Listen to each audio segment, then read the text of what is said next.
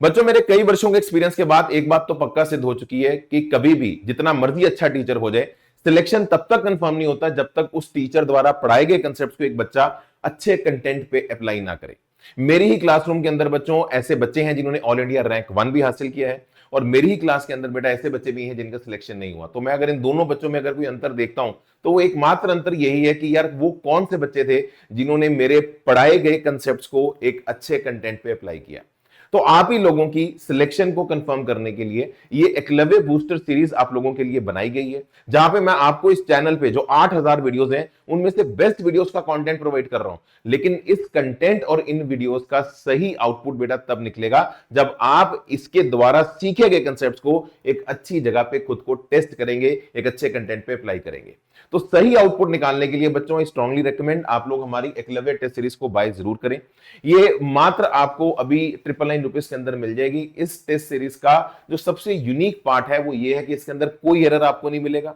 3 phases के अंदर हमने इस टेस्ट सीरीज को रखा है। आपका स्टार्टिंग के अंदर आपको 93 टॉपिक वाइज टेस्ट मिलते हैं जो कि आज तक जेई की कैटेगरी के अंदर किसी ने भी क्रिएट नहीं किए। डीप डाउन रिसर्च करने के बाद ऐसे टॉपिक्स निकल के सामने आए हैं जिनसे 70% पेपर आता है, और ये 93 टॉपिक्स बेटा पूरे पीसीएम 11 12 के 20% सिलेबस में से है। मतलब 20% सिलेबस आपको 93 टॉपिक्स के अंदर मिलेगा, लेकिन मार्क्स में वो 70% कंट्रीब्यूट करेगा। ये 1 आवर के होंगे। तो जैसे जैसे आप इन वीडियोस को देखेंगे, इस वीडियो का जो ये टॉपिक है, इस टॉपिक का टेस्ट आप इस टेस्ट सीरीज के थ्रू दीजिए, और ये बहुत एफिशिएंटली रिसर्च करके क्वेश्चंस के डेटा को चेंज करके, ताकि आपको बिल्कुल सेम पैटर्न के क्वेश्चंस ना मिले, आप रियल टेस्ट कर पाए। ये सारे टेस्ट कंस्ट्रक्ट किए गए हैं फिजिक्स के 36, केमिस्ट्री के 32, मैथ्स के 26 रिसर्च के बाद।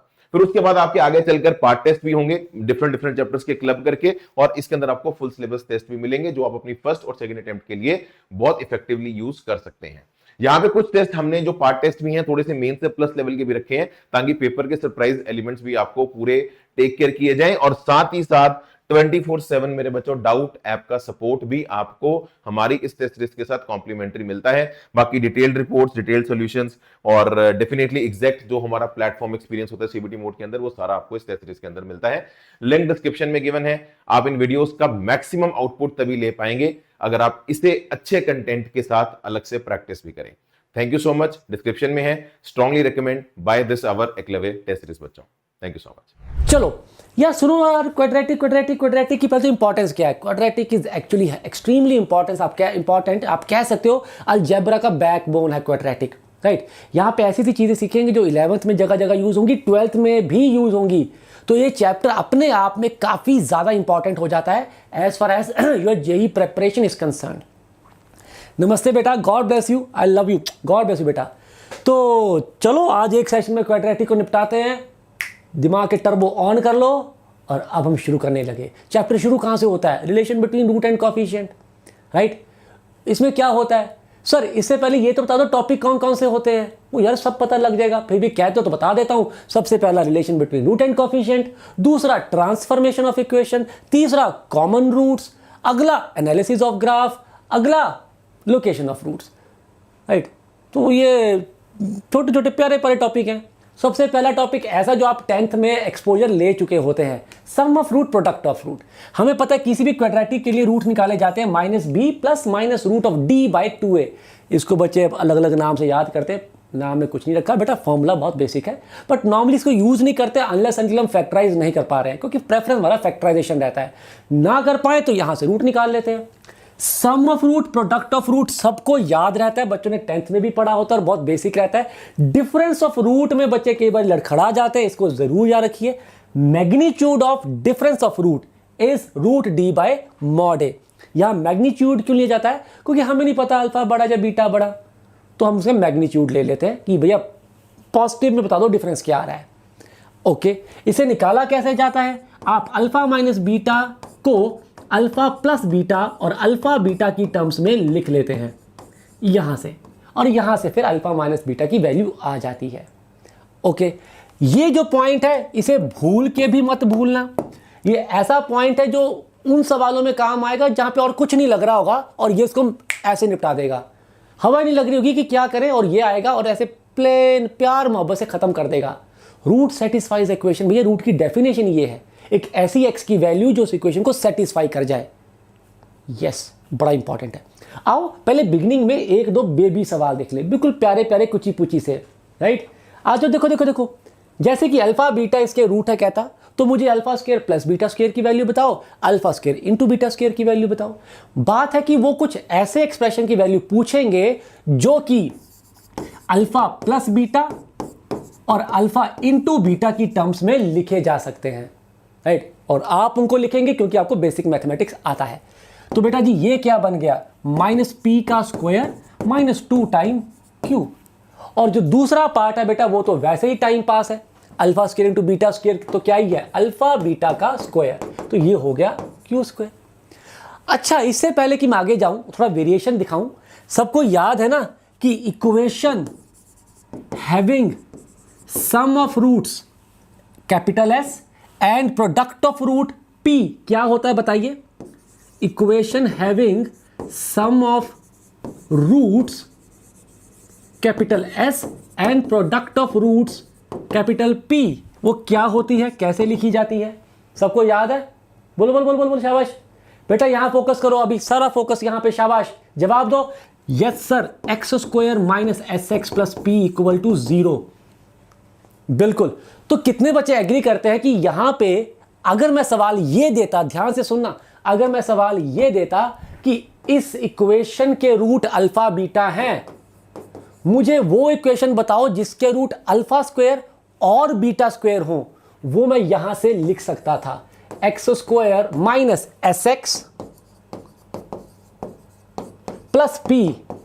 ये जो इक्वेशन होगी इसके रूट अल्फा स्क्वायर और बीटा स्क्वायर होंगे। कुछ नहीं है, 10th का रिवीजन करा रहा हूं पहले सवाल में, और कुछ नहीं। शुरुआत बिल्कुल बेबी से करेंगे, एंड तक जाते जाते ग्रैंड डैडी तक पहुंच जाएंगे, ग्रैंड फादर तक। मैं एग्री करता हूं sir, very good, love you बेटा। तो चलो एक छोटा सा पॉइंट हमने रिवाइज कर लिया, वेरी गुड। नाउ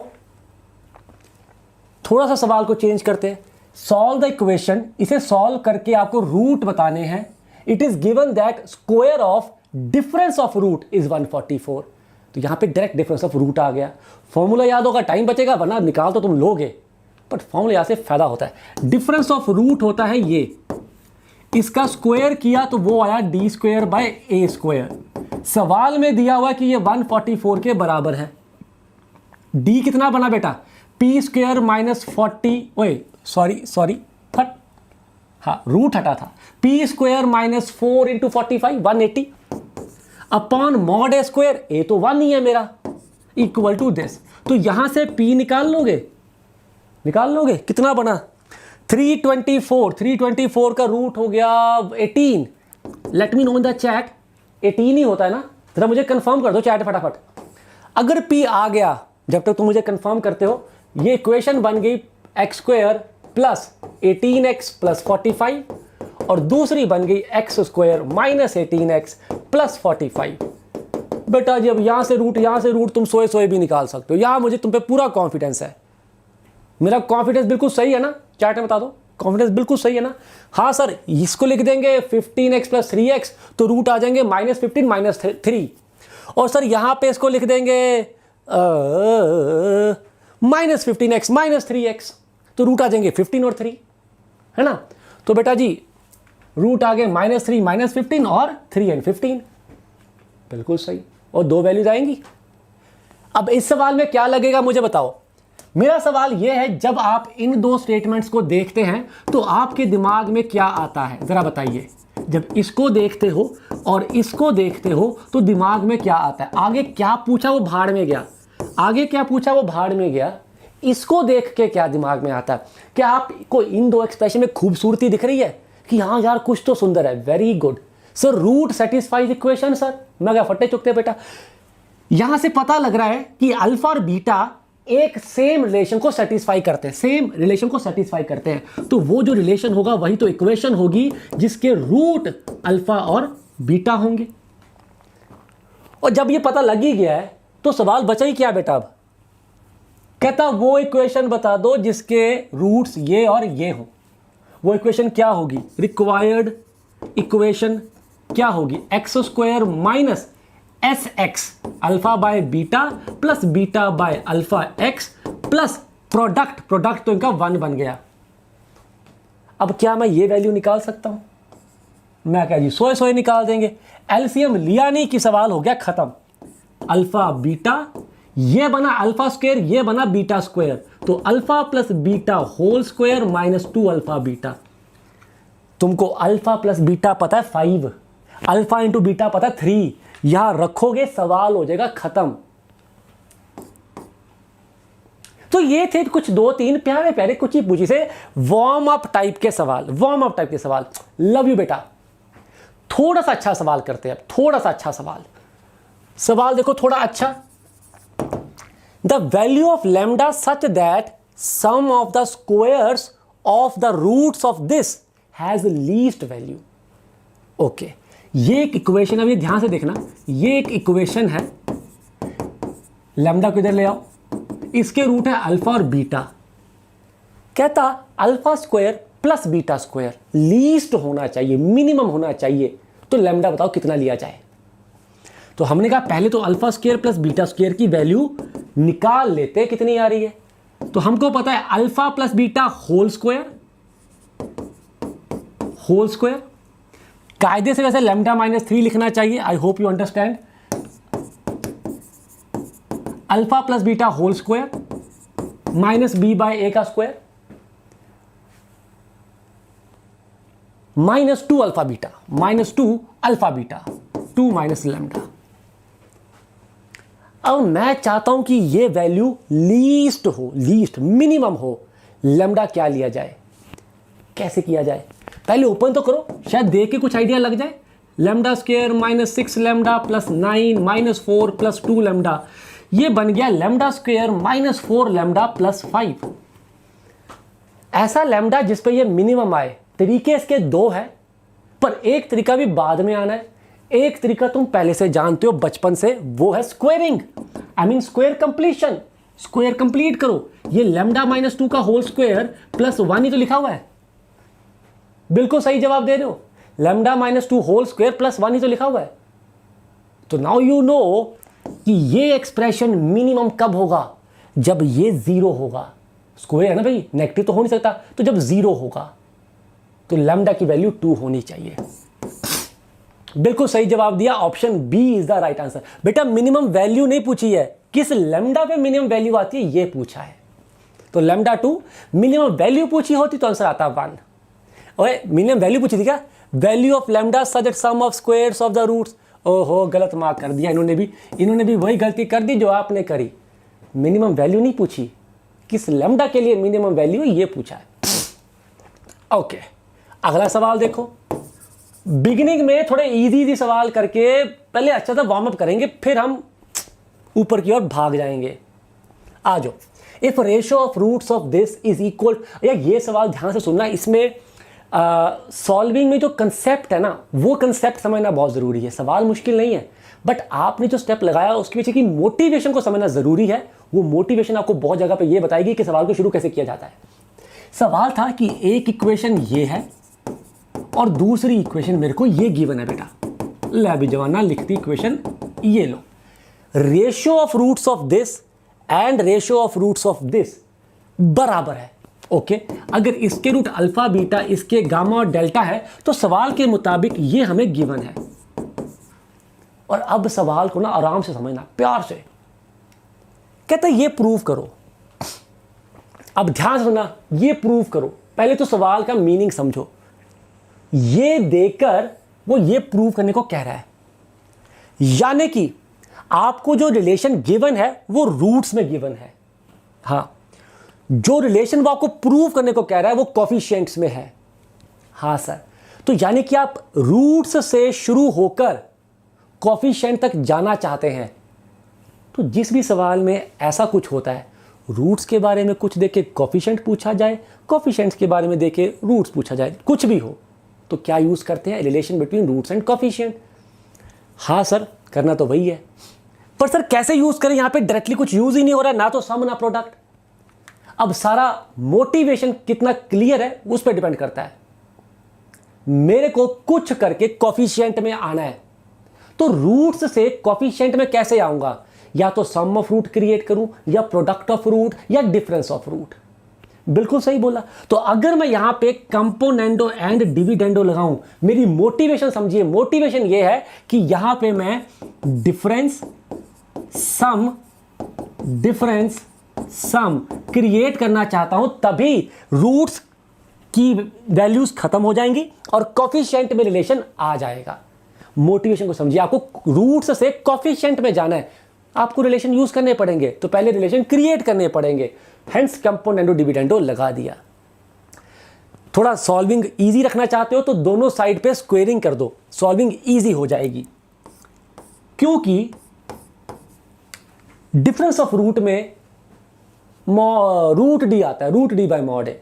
मेरे आंसर में रूट कहीं नहीं है, तो पक्की बात है बाद में मैंने स्क्वेयरिंग की होगी, तो पहले स्क्वेयरिंग कर दो, काम खत्म करो। तो बेटा ऊपर आया alpha minus beta square, difference of root का square, root D by mod A का स्क्वायर। तो root D P square minus 4q का रूट अपॉन मॉड ए 1 है, स्क्वायर किया रूट हट गया, नीचे सम ऑफ रूट का स्क्वायर माइनस पी का स्क्वायर। इधर आओ डिफरेंस ऑफ रूट निकालो। डिफरेंस ऑफ रूट क्या बेटा, root of B square minus 4c upon 1 पर स्क्वेयरिंग कर दी तो आया बी स्क्वायर माइनस 4c और नीचे आ गया कितना भैया, सी स्क्वायर, नहीं सम था ना माइनस बी स्क्वायर। और अब यहां पे आके आपको कॉन्फिडेंस आ जाना चाहिए कि अब सवाल में कुछ बचा नहीं है, मुझे कोफिशिएंट्स में आना था और कोफिशिएंट में मैं आ चुका हूं, हो गया प्रूफ। जैसे ही क्रॉस मल्टीप्लाई करोगे सवाल खत्म हो जाएगा, जैसे ही क्रॉस मल्टीप्लाई करोगे सवाल खत्म। पटक पटक पटक। मोटिवेशन को समझिए, न्यूटन फॉर्मूला, अभी ये relation between root and coefficient के अंदर की चीज चल रही है, एक बहुत प्यारा न्यूटन आइडेंटिटी होती है जो कि आजकल बहुत ज्यादा प्रचलित हो चुकी है, बहुत ज्यादा पूछी जा रही है, तो आपको पता होनी चाहिए ये क्या कहती है। जो लिखा है छोड़िए, जो मैं लिख रहा हूं ध्यान से सुनिए। एक इक्वेशन है ax square plus B X plus C equal to 0, जिसके रूट है अल्फा और बीटा। ओके, आपने alpha power n plus beta power n को Sn कह दिया, यानी कि S1 क्या होगा, अल्फा प्लस बीटा, S2 क्या होगा, alpha square plus beta square, S3 क्या होगा, alpha cube plus beta cube, ऐसे। ओके, तो न्यूटन आइडेंटिटी कहती है कि आप एक्स स्क्वायर की जगह पे अगर Sn लिख देते हो तो x की जगह पे एक कम करके लिख दो और कांस्टेंट के साथ एक और कम करके लिख दो, तो ये चीज होल्ड करती है। एक्स स्क्वायर की जगह पे Sn लिखना है, x की जगह पे एक कम कर देंगे, कांस्टेंट के साथ एक और कम कर देंगे, ये कहता है हमारा न्यूटन आइडेंटिटी। ओके सर पर ये क्या है, क्यों है, कैसे है? ओके, क्या है भैया, एक रिलेशन है, क्यों है, कैसे है? कैसे है बड़ा ही प्यारा है बेटा, मजा आ जाएगा, ध्यान से सुनना। कैसे है यार, do you all agree alpha इसका रूट सेटिस्फाई करेगा? हाँ सर करेगा। A alpha square plus B alpha plus C equal to 0। Okay, beta root satisfy करेगा? हाँ सर। लो जी, A beta square B beta plus C. Okay, अब मेरी बात ध्यान से सुनना बेटा, अब इसको प्रूव करने लगे हैं और नजारेदार प्रूफ है। इसका एक पर्टिकुलर केस लिख के बताता हूं। आप n को कुछ भी ले सकते हैं सवाल की रिक्वायरमेंट के मुताबिक, यानी कि n कुछ भी लो, ये होल्ड करता है। मान लो मैंने n को ले लिया 6, तो AS6 for example plus BS5 plus CS4 equal to 0। Okay, ये होल्ड करेगा। n को कुछ मर्जी लो, 1 2 3 4 जो मर्जी लेते रहो, राइट? इधर आओ, शाबाश। नाउ मान लो मैं यही चीज प्रूव करना चाहता हूं, कैसे करूंगा? मुझे क्या चाहिए, alpha power 6 plus beta power 6, alpha पार 5 प्लस बीटा पार 5, अल्फा पार 4 प्लस बीटा पार 4। हाँ सर, एक काम करो, इसको अल्फा पार 4 से मल्टीप्लाई कर दो। Only motivation is I want to create alpha power 6। इसको बीटा पार 4 से मल्टीप्लाई कर दो। Only motivation is to create beta power 6 बेटा। और अब तुमको दिख रहा होगा ऐड करते ही प्रूफ हो गया। बोलो चैट में, नजारे आए?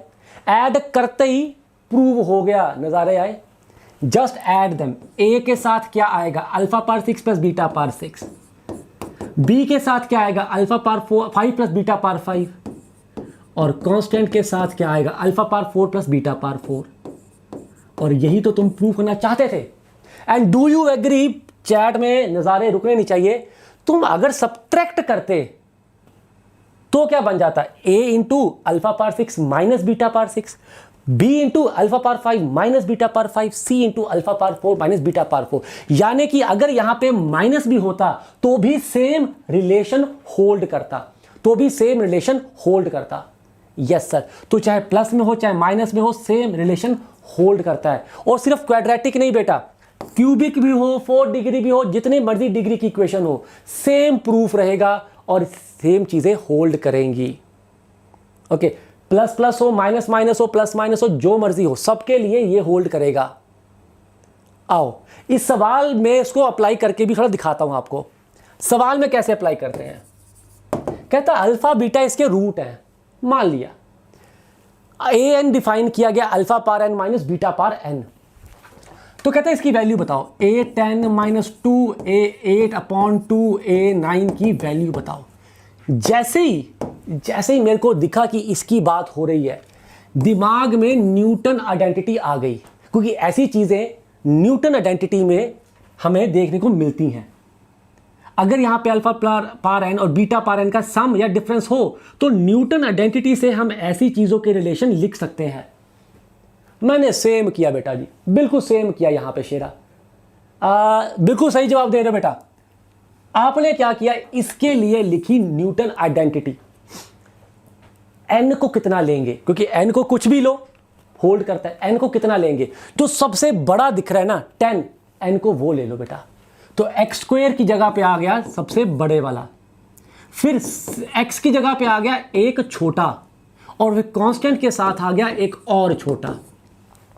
This will be equal to 0, this will be equal to 0। शाबाश, बिल्कुल सही जवाब दे रहे हो। अब बेटा जो चाहिए बना लो, जो चाहिए बना लो। इसको उधर लेके गए, डिवाइड किया, तो a power 10 minus 2a8 equal to 6a9। मुझे नीचे चाहिए 2a9, तो 3 यहां रख दिया और 2a9 यहां ले गए, तो आंसर आ गया 3। ये कैटेगरी जेई मेन में खासकर बहुत ज़्यादा आजकल पूछी जा रही है, जेई मेन में बहुत ज़्यादा पूछी जा रही है। जैसे कि ये देखो, कहता है अल्फा बीटा 2 रियल रूट है, आपको 2 रियल नंबर है, आपको अल्फा प्लस बीटा पता है 1, अल्फा इंटू बीटा पता है -1। ओके, और उसने ये डिफाइन किया। पहले चैट में बताओ, डू यू एग्री, इसको देखते ही न्यूटन आइडेंटिटी की याद तो आ जाएगी, alpha power N plus beta power N आएगी। फिर कहता pn -1 पता है, pn + 1 पता है, तो pn स्क्वायर की वैल्यू बता दो, pn के स्क्वायर की वैल्यू बता दो। पिछले ही सवाल को बस शक्ल बदल के पूछा है बेटा। डू यू एग्री, अगर अल्फा प्लस बीटा और अल्फा बीटा पता है तो आप वो इक्वेशन लिख सकते हो जिसके रूट अल्फा और बीटा होंगे। Tell me, having roots alpha and beta. बिल्कुल sir, X square minus S X plus P. Sir ये रही वो इक्वेशन, बिल्कुल। अब आपको पूछा क्या था, आपको pn -1, pn + 1 और pn का रिलेशन पूछा है। क्यों, रिलेशन आ गया, वहां से pn की वैल्यू निकाल लूंगा। तो सबसे बड़ा वाला क्या दिख रहा है, n + 1, तो एक्स स्क्वायर की जगह पे n + 1 लिखिए और एक एक कम करते जाइए। x की जगह क्या आ जाएगा, pn, और 1 के साथ क्या आ जाएगा, pn -1। इस चीज को समझिए, एक्स स्क्वायर की जगह पे पहला टर्म आता है, x की जगह पे दूसरा टर्म आता है, और कांस्टेंट के साथ तीसरा टर्म आता है। इसको समझिए, बस दिमाग में रखिएगा। तो बेटा यहां से मेरे पास pn की वैल्यू आ गई, pn + 1 माइनस pn -1, और ये आपको पता है दोनों, 29 - 11 18। आपको pn का स्क्वायर पूछा है, तो pn का स्क्वायर क्या हो गया, 18 का square 324। Do you agree, confusing सा दिखने वाला सवाल था, कितना घटिया, बिल्कुल ही घटिया। लिखो चैट में महा घटिया, शाबाश, महा घटिया लिख दो चैट में, कोई नज़ारे लगा दो। अब आती है बात रूट एंड कॉफिशिएंट के रिलेशन, बट हायर डिग्री के लिए, cubic, by quadratic and so on. शाबाश, चिंदी बना दिया सर जी हमने, महा घटिया बना दिया। क्यूबिक की बात करें तो पैटर्न सेम रहता है। सम ऑफ रूट जो है minus B by A, sum taken two at a time, इसको S2 से डिनोट करते हैं, sum taken two at a time is C by A, then product of root minus D by A. याद करने का तरीका बहुत आसान रहता है, minus B by A plus C by A minus D by A, plus minus चलता रहता है, ऑल्टरनेट। नजारे, शाबाश। सिमिलरली 4 डिग्री में भी पैटर्न कंटिन्यू होता है, पहले माइनस बी बाई ए होगा, फिर सी बाई ए होगा, फिर माइनस डी बाई ए होगा, फिर ई बाई ए होगा, प्लस माइनस चलता रहता है। Sum taken 2 at a time, sum taken 3 at a time, and finally product. Sir क्या ये 6 के 6 याद करने पड़ेंगे? वेल, याद करने की जरूरत नहीं है, मतलब पता होना चाहिए ऑफ कोर्स कैसे लिखते हैं। अगर किसी को लगता है कि सर ये कैसे लिखते हैं, डाउट हो जाता है, बेटा कुछ नहीं करना, पहले अल्फा के साथ सब कुछ लिख दो, अल्फा बीटा, अल्फा गामा और अल्फा डेल्टा, अल्फा के साथ सारे लिख दो, फिर बीटा को उठाओ और बीटा के साथ सारे लिखो, बट अल्फा तो लिख चुके हो, तो बचा क्या, गामा और डेल्टा, और फिर गामा को उठाओ और सारे लिखो, गामा के साथ बीटा और अल्फा तो लिख चुके हो, तो अगले लिखोगे गामा डेल्टा। 6 बन गए। तो इस तरह से लिखा जाता है इन केस आपको कभी लिखने में दिक्कत आए, पहले अल्फा के साथ, फिर बीटा के साथ, फिर गामा के साथ। शाबाश। सवालों की बात करें, इसका जवाब मुझे तुम दे दो, मुझे तुमसे चाहिए। शाबाश। इतने में पानी पी लूंगा जब तक तुम्हारा जवाब सही आएगा। सही जवाब देना गलती होती है बच्चों से बहुत।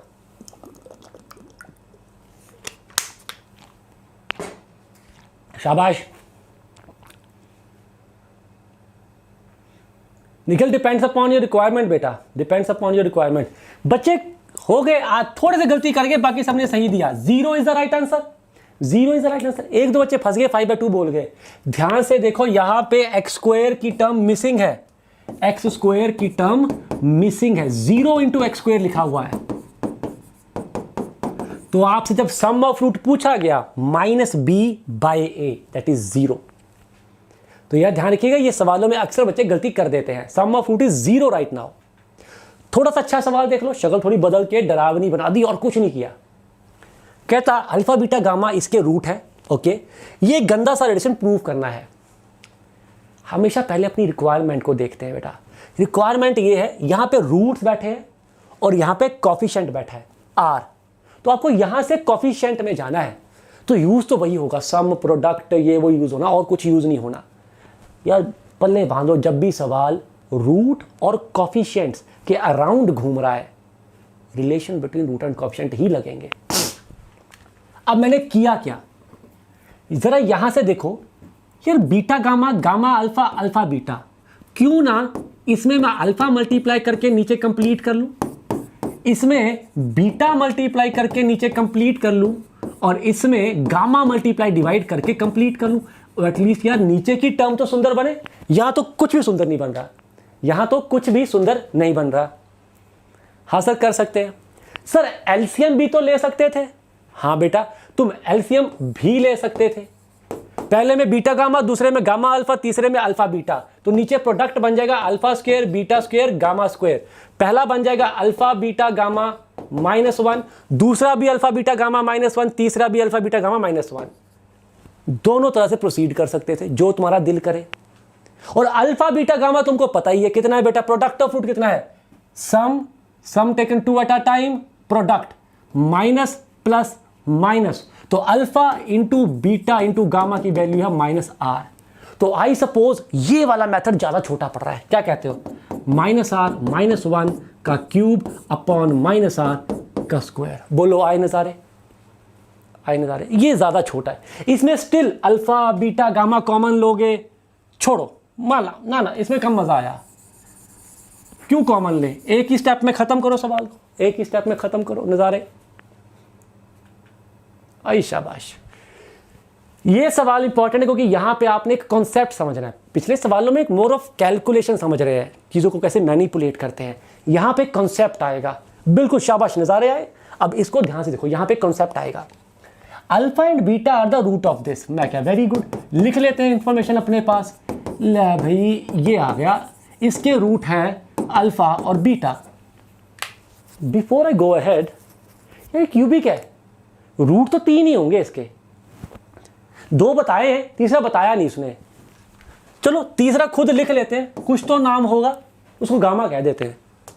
ओके, क्योंकि रूट तो 3 ही होंगे भैया। Yes, such that alpha into beta is -1, और ये प्रूव करने को बोला है। सबसे पहले अपने अंदर मोटिवेशन लेके आओ, रूट्स में कुछ रिलेशन दिया है और कॉफिशिएंट में रिलेशन बनाने को बोला है, तो यूज तो वही होगा बेटा, relation between root and coefficient. दूसरा, अगर आपको ये पता है तो कहीं ना कहीं एग्री करते हो कि मैं प्रोडक्ट ऑफ रूट को लिखना चाहूंगा, क्योंकि वहां पे ना अल्फा इंटू बीटा को डायरेक्ट यूज कर लूंगा। आप चाहो तो तीनों लिख लो, S1 S2 और P, पर टाइम बचाने के लिए पहले ये लिखो, क्योंकि यहां पे ये डायरेक्ट यूज होता दिख रहा है। माइनस प्लस माइनस, तो -3R डिवाइड बाय 1। शाबाश। अब अल्फा बीटा तो दिया हुआ है -1, तो गामा सीधा आ गया 3R। और अब मुझे चैट में चिल्ला के बताओ, moment you get a value of root while solving any question, not only quadratic, anywhere, what is the first thing that you should do? What is the first thing that you should do? अरे use करो, root equation को satisfy करता है। शाबाश, satisfy करा दो, क्योंकि moment आप इसको सेटिस्फाई करवाओगे, आपके पास कॉफिशिएंट में रिलेशन आ गया, और आपको कॉफिशिएंट में ही रिलेशन बनाने को बोला गया था। तो ये आ गया जी 18 PR -3QR plus 3R equal to 0। 3R common निकाल दीजिए, यहां पे आइदर के बाद कुछ लिखा ही नहीं हुआ, और R equal to 0। 3R common निकाल दीजिए, अंदर यही बचेगा, तो यहां से आ गया आइदर R इज 0 और दिस इज 0, और यही मेरे को प्रूव करना था। इस चीज को बेटा पी जाओ, बुरे हाल से पी जाओ, वाइल फाइंडिंग और प्रूविंग सम कंडीशन। तुम कुछ कंडीशन बना रहे थे या ढूंढ रहे थे, during the procedure you get value of some root. करते करते तुम्हें किसी रूट की वैल्यू पता लग गई, immediately without any delay always make the root satisfy the equation and you will directly get the answer. पी गए सर जी, बहुत बढ़िया। Then comes nature of roots, यानी कि रूट्स कैसे होंगे, ये भी आपने 10th में पढ़ा होता है। इसकी थोड़ी सी डिटेलिंग और थोड़ा टाइप ऑफ क्वेश्चन 11th में एक्सटेंड हो जाता है। जैसे कि हमें पता है कि चीजें डिस्क्रिमिनेंट से ही डिराइव होंगी, बिल्कुल, क्योंकि रूट में -b plus minus root of d/2a होता है, तो मुद्दा सारा d का रहता है। तो सबसे पहला मुद्दा d पॉजिटिव 0 या नेगेटिव।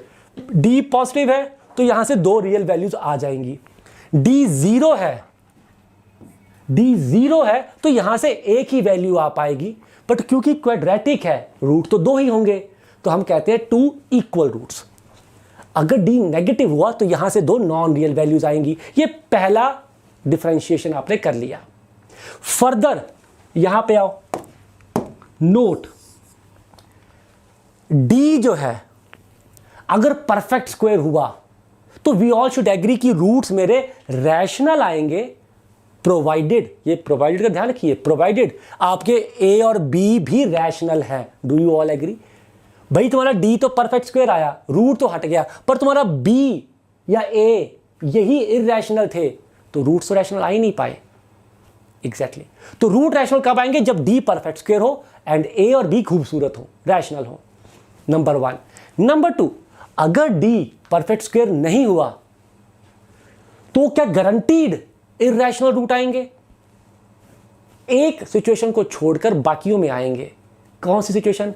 जब या तो b ने इसको कट कर दिया या a ने कट कर दिया। मतलब ये है, मान लो b 0 है और a रूट d के बराबर है, तो बेटा रूट d तो कट ही गया, काहे के इरैशनल रूट। या फिर b जो है वो रूट d के बराबर है, तो ये कट गया, काहे के इरैशनल रूट। तो d not a perfect square is not a complete condition for irrational root. साथ में a और b आपको देखने हैं। ओके सर, बट एक बात पक्की है, अगर d परफेक्ट स्क्वायर नहीं है और a और b रैशनल है, यानी कि उसको कट नहीं कर सकते, तो इरैशनल रूट हमेशा पेयर में आएंगे। एक -b प्लस और दूसरा -b माइनस, इसको कहते हैं कॉन्जुगेट इरैशनल नंबर्स। तो if d is not a perfect square and a b belong to rational then the roots are conjugate irrational, plus minus में होंगे, राइट। इसमें कुछ खास केस नहीं बनता, पर इसमें again non real root occur in pairs. क्या ये हमेशा होता है? नो। जिसने भी क्वाड्रेटिक पढ़ा बोलेगा ये तरह, ये क्या कह रहे हो, नॉन रियल रूट तो हमेशा कॉन्जुगेट पेयर में होते हैं। Non real root occur in conjugate pair provided तुम्हारे ए और बी रियल नंबर हो। अगर ए और बी में से कुछ कॉम्प्लेक्स हो गया तो वो इसको काटा पीटी कर सकता है, खराब कर सकता है, राइट। यस, एग्जैक्टली, यही बिल्कुल सर, ये क्या कह रहे थे, अरे बात सही हो गई। तो बेटा जी नॉन रियल रूट यानी कि डी नेगेटिव के केस में कॉम्प्लेक्स कॉन्जुगेट आते हैं अगर ए और बी जो है वो रियल हो, प्रोवाइडेड ए और b are real. Okay, yes. तो चलो एक दो सवाल देख लेते हैं। शाबाश, बहुत बढ़िया बहुत बढ़िया। एक बच्चा कुछ सवाल पूछ रहा है चैट में, बहुत देर से बेचारा बहुत चिंतित है मेरे सेशंस को लेके कि सर ये सेशन लाइव है या रिकॉर्डेड है, बता दो सर। मैंने कसम खाई है मैं रिकॉर्डेड सेशन नहीं देखूंगा, या मैंने कसम खाई है मेरे को रिकॉर्डेड ही देखना है, या फिर सर मैं क्या करूं, मैं इस उम्र में आके भी चेक नहीं कर पा रहा कि वीडियो ना फॉरवर्ड तो नहीं हो रही। अगर फॉरवर्ड नहीं हो रही मतलब ये लाइव होगी। अरे सर इतना दिमाग कौन लगाएगा, आप बोल के ही बता दो लाइव है या नहीं है। माशाल्लाह, क्या हो गया आजकल के बच्चों के आईक्यू को। बेटा बड़ा दिल दुखता है मेरा जब बच्चों का आईक्यू ना यहाँ पे जाता दिखता है। मेरे जैसा बंदा कोई भोला पंछी बोले कि सर मेरे दिमाग में नहीं आया कि मैं आगे पीछे करके देख लूँ वीडियो को कि हो रही नहीं हो रही, समझ आता है। हम नॉन टेकी बंदे हैं, हम टेकी से बंदे है ही नहीं, हमको आता नहीं टेक्नोलॉजी। तुम्हारी उम्र में कैसा पूछेगा, अच्छा लगता है बताओ मेरे को, नहीं यार। तो ध्यान से देखो बेटा, सिंपल सी इनइक्वालिटी बन गई जो कि वेवी कर्व से तुम बड़े ही मोहब्बत से सॉल्व कर सकते हो। नंबर ऑफ इंटीग्रल वैल्यूज पूछी गई थी m की, जिसके लिए इसके रियल रूट ना आए। अच्छा, इस सवाल में एक ट्रिक है बताऊं, यहां पे बच्चे फंस जाते हैं अक्सर। देखो कैसे फंसते हैं। 4 तो चलो कॉमन आके खत्म हो गया, इसे ओपन करो, क्या बना 9m² प्लस 6m प्लस 1, और ये बन गया -1 minus 8m minus m² and ये m² ही था ना यहाँ पे, हाँ, -8m³, ये बन गया। तो यहाँ पे भी ये 1 तो कट गया, m तो कॉमन आ गया बेटा, अंदर क्या बच गया। एक काम करते हैं, पहले जोड़ देते हैं इसको, फिर m कॉमन निकाल देते हैं। 8m³ है, मैंने साइन चेंज कर दिया, ओके, यहाँ पे लेस देन 0 है। देन 9m² और ये 8m², साइन को चेंज किया, माइनस कॉमन निकाल रहा हूं मैं, 6m minus 8m minus 2m, तो ये प्लस 2m। लेस देन 0 था तो ग्रेटर देन 0 कर दिया, माइनस कॉमन निकाल के खत्म। Exactly, very good. अब यहां पे 2m को कॉमन निकालो तो अंदर बचा 4m² माइनस 4m प्लस 1। अब तुम यहां लगाना चाहते हो वेवी कर्व, जो कि सही भी है, तुम यहां पे लगाना चाहते हो वेवी कर्व जो कि सही भी है, पर डू यू एग्री यार ये मैंने कोई गड़बड़ की है क्या, सवाल तो आसान बन गया, ये तो बहुत आसान सवाल हो गया। अच्छा नहीं होए, वो कोई और सवाल था, फिर वो कोई और सवाल था शायद। एक बार देखो कैलकुलेशन ठीक है, एक कंसेप्ट मेरे को सिखाना था, मेरे को लगा यहीं पे यूज होगा, बट यहाँ पे यूज ही नहीं हुआ, मजा ही नहीं आया, इजीली हो गया। ये तो 2m-1 का होल स्क्वायर बन गया, बहुत घटिया बन गया। लव यू बेटा, बिल्कुल सही कैलकुलेशन। चलो फिर क्या कर सकते, फिर अगले सवाल में होगा जो मेरे को सिखाना था, फिर तो मजा ही नहीं आया यार, ये तो बहुत ही घटिया बन गया। चलो अगले सवाल में सिखाएंगे जो सिखाना था। फिर एक और चीज़ है जो सिखानी थी आपको, तो कुछ ऐसा बन जाएगा, वेवी कर्व लगा देंगे, हमारे पास वेवी कर्व बैठा हुआ है बेटा जी 1/2 और 0, तो प्लस, यहाँ पे स्क्वायर है तो ये भी प्लस और इधर नेगेटिव। मेरे को पॉजिटिव चाहिए तो 0 से हाफ पॉजिटिव है, हाफ के बाद पॉजिटिव है, ये तो छोटो मोटो छोड़ो, हाफ के आगे पॉजिटिव है, यानी कि जितने भी m हाफ से बड़े हैं वो सारे एक्सेप्टेबल हैं। हाफ से आगे कितने इंटीजर आएंगे, इनफाइनाइटली मैनी इंटीजर आएंगे, इनफाइनाइट। बेटा वो चेंज कर दिया कीर्ति के मैंने, या -2m कॉमन निकाल के साइन चेंज कर दिया, ये लेस देन का ग्रेटर देन बना दिया बेटा। ओके ओके, ये तो सवाल में मजा नहीं आया, इजी वाला था ये तो। चलो एक और चीज सिखानी है, वो आगे यूज होगी, कहीं वहां सिखा देंगे, don't worry. If one root of this equation is 4, अच्छा मुझे एक बात बताओ, सवाल पूरा मत पढ़ना, इतना पढ़ के दिमाग में क्या आता है, जरा चैट में बताओ, इतना पढ़ के चैट बताओ क्या दिमाग में आता है। If 1 root of this is 4, ये पढ़ के दिमाग में क्या आता है, जस्ट सच्ची चीज बताना, फटाफट बताना, टाइम ज्यादा नहीं है हमारे पास।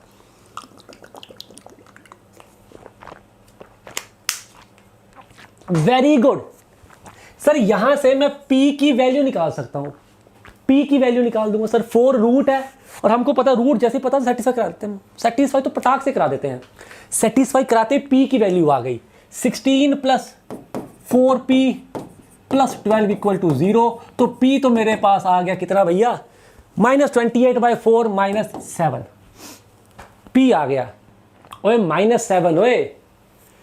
नाउ अब कहते हैं ये वाली इक्वेशन जो है -7x + q has equal roots.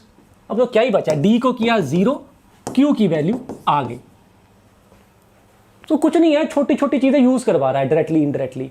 d को 0 करते ही मेरे पास q आ गया 49/4। ठीक है, पप्पी सा सवाल था, बिल्कुल ही कुछ ही पूछी। ये मुझे बताओ ऐसा कब होता है, एक क्वाड्रेटिक एक्सप्रेशन परफेक्ट स्क्वायर कब दिखेगा? अगर प्रिसाइज बोलूं तो एक क्वाड्रेटिक एक्सप्रेशन जिसमें एक्स स्क्वायर के साथ एक पॉजिटिव नंबर है। ओके, अगर एक्स स्क्वायर के साथ पॉजिटिव नंबर नहीं होगा फिर तो परफेक्ट स्क्वायर बन ही नहीं सकता, है ना भी। a² + b² + 2ab या -2ab, but any how a² और b² तो प्लस ही रहेंगे। वेरी गुड सर, जब d 0 होगा, रीजन बीइंग अगर d 0 है तो दोनों रूट अल्फा और अल्फा होंगे, दोनों रूट अल्फा अल्फा है तो ये देखने में कैसा होगा, x - अल्फा x - अल्फा, और ऐसा है तो देखने में क्या बन जाएगा, परफेक्ट स्क्वायर। तो याद रखिए कोई भी क्वाड्रेटिक एक्सप्रेशन जहां पे लीडिंग कोएफिशिएंट पॉजिटिव हो वो परफेक्ट होता है जब d 0 हो। जैसे d को 0 किया सवाल हो गया खत्म, सवाल हो गया खत्म। d को 0 किया, k की वैल्यू आ गई। नज़ारे ही नज़ारे, ये छोटी छोटी चीज़ें जो बहुत जगह काम आती हैं। और यहाँ पे जो कैलकुलेशन है ना बेटा, वो तुम्हारी ज़िंदगी में 11th-12th में बहुत जगह काम आने वाली है। रादर ऐसा कहूँगा कि जहाँ पे भी दिखे वो कैलकुलेशन लगा देना। कैलकुलेशन क्या है, ज़रा चैट में चिल्ला के बताओ कितने बच्चों को इसकी फैक्टराइजेशन पता है, इसकी फैक्टराइजेशन पता है। ये एक ऐसा एक्सप्रेशन है जो मैं जब भी पढ़ाता हूँ 11th-12th में, जहाँ पे भी आता हूँ, जहाँ भी आता है मैं इसके बड़े गुणगान गाता हूँ, क्योंकि ये एक ऐसा एक्सप्रेशन है मैथ में जो जहाँ दिखे, जहाँ मतलब ऑब्वियसली मैं कह रहा हूँ कि बहुत जगह दिखता है, जहाँ दिखे इसको फैक्टराइज कर दो, तोड़ दो। वेरी गुड गोविंद, बिल्कुल सही बोला बेटा। इसके फैक्टर बनते हैं x² + x + 1 into x² - x + 1, ये इसके फैक्टर बनते हैं। सर कैसे बनते हैं सीख लो। x² को लिख दो 2x² - x², लिख सकता हूं x² को लिख सकता हूं 2x² - x²। हाँ सर, सर 1 कहाँ गया, और ये कहीं नहीं गया, लिख रहा हूं, गुस्सा क्यों खा रहे हो, लिख तो रहा हूं। और अब ध्यान से देखो, यहां से लेके यहां तक बन गया स्क्वायर, और आगे क्या है, फिर से स्क्वायर। तो a² - b², ये a + b, ये a - b factorised, a + b into a - b factorised. तो अब तक तुम समझ चुके हो सवाल का पर्पस क्या था। If the roots of this equation are real and distinct, prove that this happens. Initially ये डराएगा क्योंकि 4 डिग्री इक्वेशन देख के आपको लगेगा यार हमें तो 4 डिग्री इक्वेशन के रूट्स देखने आते ही नहीं है। But all I am telling you is कि ये 4 डिग्री है ही नहीं, ये तो 2 डिग्री में कन्वर्ट हो जाएगा जैसे ही आप फैक्टराइज करोगे। तो x² + x + 1 into x² - x + 1। अब जरा दिल पे हाथ रख के बताओ, दिल पे हाथ रख के बताना, ये जो एक्सप्रेशन है इसका कोई भी रूट है? हम रियल रूट की बात कर रहे हैं, रियल नंबर की बात कर रहे हैं, क्या इसका कोई भी रूट है रियल? नहीं सर, d नेगेटिव आ रहा है -3, यानी कि कभी 0 नहीं बनेगा।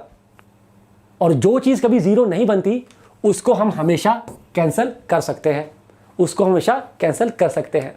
लव यू बेटा।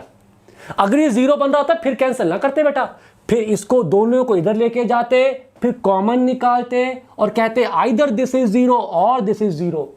लंबा काम करना पड़ता। बट ये जीरो बन ही नहीं सकता, तो पटाक पटाक करके काट दिया। और अब देखो एक सिंपल सी क्वाड्रेटिक है, a minus one x square plus x plus one, और इधर है a plus one x square minus x plus one. और अब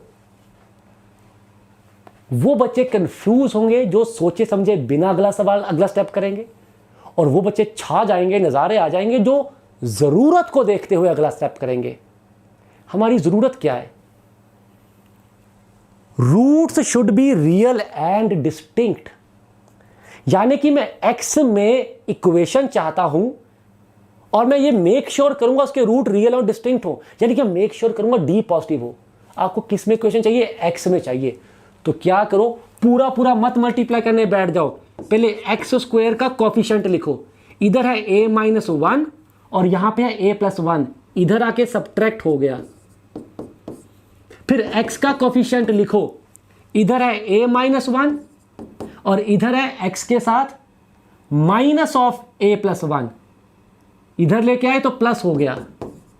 और चैट बताओ नज़ारे आए नहीं आए? फिर कांस्टेंट लिखो, इधर है a माइनस वन और इधर है a प्लस वन, सब्ट्रैक्ट हो गया। लो भैया बन गई आपकी क्वाड्रेटिक। आए नज़ारे? कोई मल्टीप्लाई नहीं करना था, पूरा बड़े बड़े 6-6 टर्म्स नहीं लिखने थे। Very good.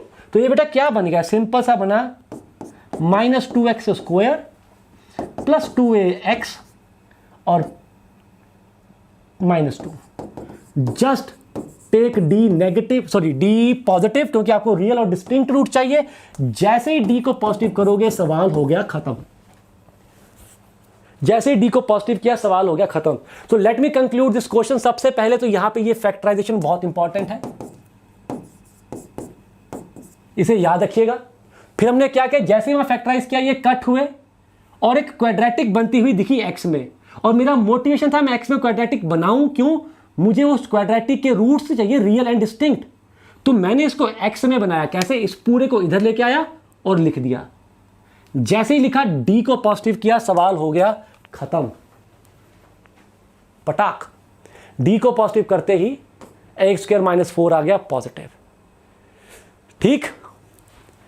ओए सब कुछ कम्युनिटी पे डाला हुआ है, साइंटिस्ट कम्युनिटी पे देखो, साइंटिस्ट बेटा आ जाओ।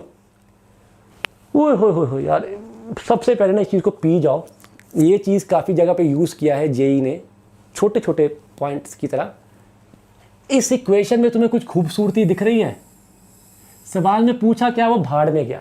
सब साइड पे रखो। खूबसूरती दिख रही है? एक खूबसूरती है इसमें, बड़ा ही सिस्टमैटिक चल रहा है। b minus C, C minus A minus B. Being very frank, बिल्कुल मैं इसको देख के बता सकता हूं कि इसका रूट 1 है। दिख रहा है 1 पुट करते 0 बन रहा है, सेटिस्फाई कर रहा है एग्जैक्टली। तो ऐसी चीजों को देख के ऑब्जर्व कर लेते हैं। If the roots of this equation be equal, लो भैया इक्वल रूट्स है, मतलब दोनों रूट 1,1 है। 1 मेरे को दिख गया था, अब इक्वल तो 1,1 है। Then prove this. अब ये प्रूव कैसे करें? तुम्हें रूट्स के बारे में कुछ पता है, कोफिशिएंट के बारे में बताना है, तो रूट्स और कोफिशिएंट का रिलेशन यूज कर लो। सम ऑफ रूट लिख लो। सम ऑफ रूट 2 है, हाँ, वो किसके बराबर होना चाहिए? सर इसके बराबर होना चाहिए, माइनस बी बाय ए। तो जैसे ही करोगे सवाल खत्म हो गया। ये आ गया इधर, क्या चाहिए हमको? A B C A P में चाहिए, आ रहे हैं? बिल्कुल आ रहे हैं सर, इसको उधर ले जाओ। 2b equal to A plus C. इस चीज को समझिए। इस चीज पे जेई में बहुत सवाल पूछे जाते हैं relation between root and coefficient पे। तो जिस सवाल में रूट्स के बारे में कुछ देख के कोफिशिएंट पूछे, या कोफिशिएंट्स के बारे में कुछ देख के रूट्स का पूछे, वहां पे ये सम और प्रोडक्ट को अच्छे से यूज करिए, पटाक। Then comes transformation of equation. अब देखो यार, बचपन में हम ये पढ़ते हैं कि अगर इसके रूट अल्फा बीटा हमको पता है और हम एक ऐसी इक्वेशन चाहते हैं whose roots are elder brother sisters, are brothers and sisters of alpha beta, हम कैसे निकालते हैं? सर हम ऐसे निकालते हैं, हम उनका सम और प्रोडक्ट निकाल के ये लिख देते हैं। यस और नो? बचपन में यही सीखा था। जैसे कि मेरे को वो इक्वेशन चाहिए जिसके रूट 2 अल्फा 2 बीटा है, तो मैं 2 अल्फा प्लस 2 बीटा का सम निकालता हूं, 2 अल्फा इंटू 2 बीटा निकालता हूं और यहां रख देता हूं, आंसर आ जाता है एग्जैक्टली। पर अब हमारे पास एक शॉर्टकट आया जो इसी काम को बहुत छोटे तरीके से कर देता है। पहले शॉर्टकट सीख लो, फिर उसका लॉजिक भी बता दूंगा। शॉर्टकट ये कहता है कि क्या कष्ट कर रहे हो यार, वही तो क्वाड्रेटिक है, कर लिया। अगर क्यूबिक होती, एक इक्वेशन इसकी रूट अल्फा बीटा गामा है, अब उसके एल्डर ब्रदर सिस्टर वाली इक्वेशन बनाओ, हालत खराब होती है, बहुत लंबा होता। अब एक शॉर्टकट सीखो जो इन कामों को बहुत जल्दी कर देता है किसी भी डिग्री ऑफ इक्वेशन के लिए। पहले मेथड याद कर लो, फिर लॉजिक दूंगा। कहता है इसके रूट है अल्फा और बीटा। अब मेरे को ऐसी इक्वेशन बनानी है जिसके रूट्स हो 2 अल्फा 2 बीटा, राइट? एग्जैक्टली। तो शॉर्टकट कहता है जो नया रूट चाहिए उसको x कह दो। सर 2 अल्फा को x कहें या 2 बीटा? बेटा जिसको मर्जी कह दो, दोनों सेम ही तो हैं, हमें सिमिलर तो हैं, जिसको मर्जी कह दो। अब अल्फा की वैल्यू निकाल लो और जो भी ये वैल्यू है उसको यहां पे पुट कर दो x की जगह पे, बस। यानी कि x की जगह पे x/2 रख दो। ये आपका आंसर होगा। इसके रूट्स 2 अल्फा और 2 बीटा होंगे ही होंगे। चलो एक सवाल और करके फिर आपको लॉजिक बताता हूं। मुझे इक्वेशन चाहिए 1 अल्फा और 1 बीटा वाली। तो शॉर्टकट कहता है इसको बोलो x, अल्फा की वैल्यू निकाल लो, जो भी ये वैल्यू आई है उसको यहां पे x की जगह पे रख दो। तो a 1/x² plus b 1/x plus c, ये बन गई इक्वेशन जिसके रूट 1 अल्फा और 1 बीटा होंगे। सर ये तो क्वाड्रेटिक ही नहीं है। ओ एलसीएम ले लो, क्वाड्रेटिक ही है। एलसीएम लेके बनेगा cx² plus bx plus a divide by x² equal to 0। अब डिवाइड वाला उधर फेंको, खत्म करो, राइट? लव यू बेटा, गॉड ब्लेस यू। तो शॉर्टकट समझ आता है। अब ये तुम कर लोगे, बस इतना बताओ यहां पे x की जगह पे क्या रखेंगे, बताओ x की जगह पे क्या रखेंगे ताकि ये इक्वेशन बन जाए, जरा बताओ चैट में।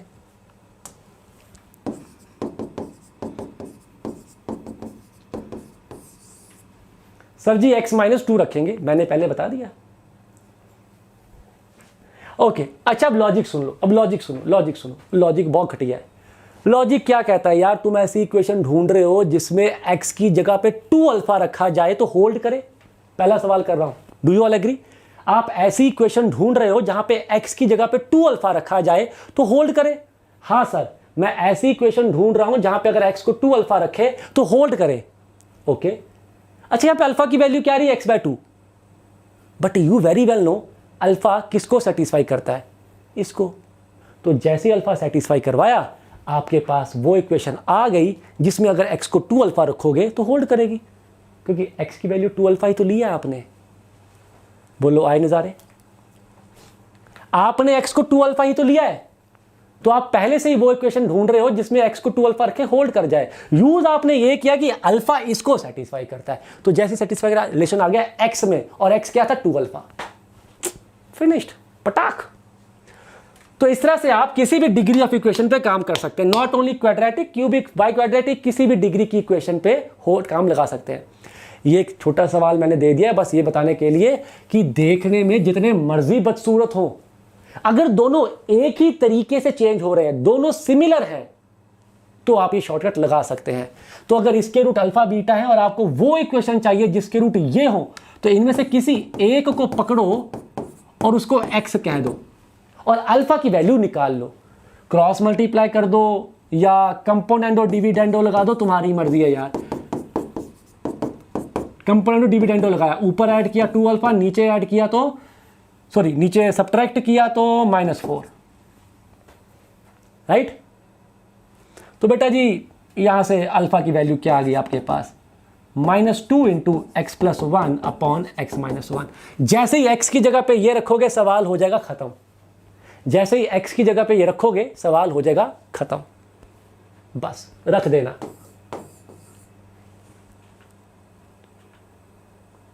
ये रखा गया x की जगह पे, तो ये आपका आंसर। बिल्कुल सर, अगर ये दोनों अलग अलग तरीके से चेंज हो रहे होते, सिमिलर वे में ना होते, बेटा फिर शॉर्टकट कोई नहीं है, फिर तो आपको नॉर्मल प्रोसीजर से चलना पड़ता, कोई पंगे लेने पड़ते। आई शाबाश, जो मर्जी हो, अगर सेम तरीके से चेंज हो रहे हैं तो ये लगेगा ही लगेगा। ये हो सकता है कि आंसर इनिशियली आपको क्वाड्रेटिक ना दिखे, बट एलसीएम लेके या स्क्वेयरिंग करके वो क्वाड्रेटिक बन जाएगी। ठीक, आपका जवाब मैंने दे दिया Rudra. Then comes common roots, then comes common roots. अब कॉमन रूट में क्या किया जाता है यार, देखो ना, दो इक्वेशन है, उनमें रूट्स कॉमन हो, इसकी बात चल रही है। अब दो इक्वेशन में या तो एक रूट कॉमन होगा या दो रूट कॉमन होंगे, right. They have one root in common और they have both roots in common. अब देखा यह गया कि बोथ रूट्स कॉमन की कंडीशन भी बहुत आसान होती है, सवाल भी बहुत घटिया होता है। It is one root common जो तंग करता है बेटा, जो तंग करता है। तो आओ उसको स्टडी करते हैं। हमारे पास तीन मेथड्स होते हैं वन रूट कॉमन को देखने के लिए। यानी कि अगर एक इक्वेशन ऐसी है और दूसरी इक्वेशन ऐसी है और सवाल जो है वो कहता है कि इनमें एक रूट कॉमन होना चाहिए, ऐसा, ये अल्फा बीटा, ये अल्फा गामा, एक रूट कॉमन होना चाहिए। अब आगे वो कुछ पूछ रहा है, कंडीशन पूछ रहा है, कोई अननोन पूछ रहा है, कुछ भी पूछ सकता है। तो ऐसे सवालों में क्या किया जाएगा? One root common. Okay sir, एक होती इसकी कंडीशन जो आपको बुक्स में मिलेगी, ओके, जो कि माशाल्लाह थोड़ी बदसूरत दिखती है, और एक होता है इसका अकल वाला मेथड। तो पहले मैं आपको अकल वाले मेथड कराऊंगा, क्योंकि आपको वो देख के लगेगा कि यहां पे किसी फॉर्मूले की जरूरत नहीं है, ये तो अकल से हो जाएगा। तो पहले वो अकल वाले मेथड सीखेंगे एंड देन फिर कंडीशन। और अकल वाले मेथड बहुत जगह पे ज़्यादा एफिशिएंट रहते हैं, ठीक, ज़्यादा एफिशिएंट रहते हैं। ओके बेटा, आ जाओ। तो आओ पहले ये दो मेथड अकल वाले, ठीक है, ये सवालों के थ्रू सिखा रहा हूं। सवाल पढ़िए, सवाल पढ़िए। m की वैल्यूज बताइए ताकि इसमें और इसमें एक रूट कॉमन आ जाए। ओके, अब कई बच्चे यहां पे कंडीशन लगाने के पीछे भागेंगे, जो मैंने बताई नहीं, आपको दिखा तो दी है, अभी डिस्कस नहीं किया, पर मैं कह रहा हूं मैं यहां पे कंडीशन क्यों लगाऊंगा। क्या तुम्हें इन दोनों इक्वेशंस में से एक इक्वेशन समझ आता है कि बहुत प्यारी है? देखो जरा, इन दोनों इक्वेशन में से एक इक्वेशन बहुत ही प्यारी है। बहुत ही प्यारी मतलब तुम्हें उसके बारे में सब कुछ पता है, सब कुछ पता है, यस और नो, इसके रूट्स तक पता है। रूट्स निकाल सकते हो क्वाड्रेटिक के आराम से, बिल्कुल।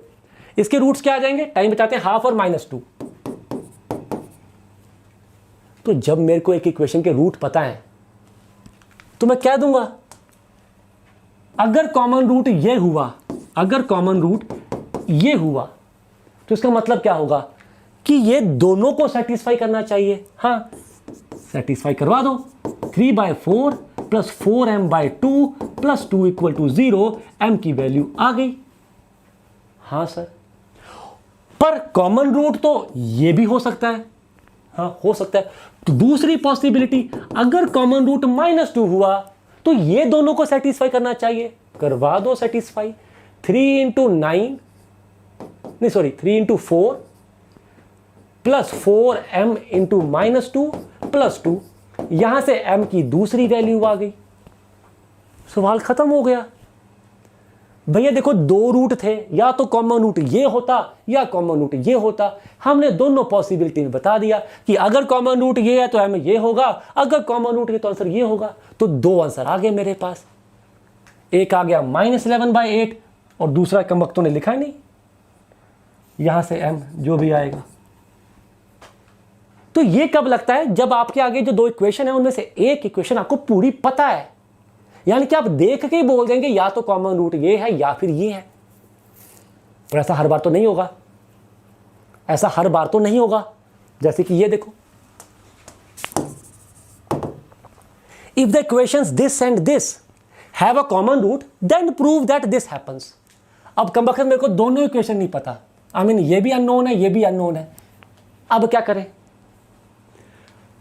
या तो बड़ी वाली कंडीशन लगाओ, है ना, ये वाली बदसूरत सी कंडीशन जिसका जिक्र हम करेंगे अभी, या फिर क्या अभी भी अकल लगा सकता हूं? लगा सकता हूं। कैसे? देखो, let the common root be alpha, कुछ तो होगा, let the common root be alpha. तो कॉमन रूट की खासियत क्या है? वो दोनों को सेटिस्फाई करता है, करा दो सेटिस्फाई।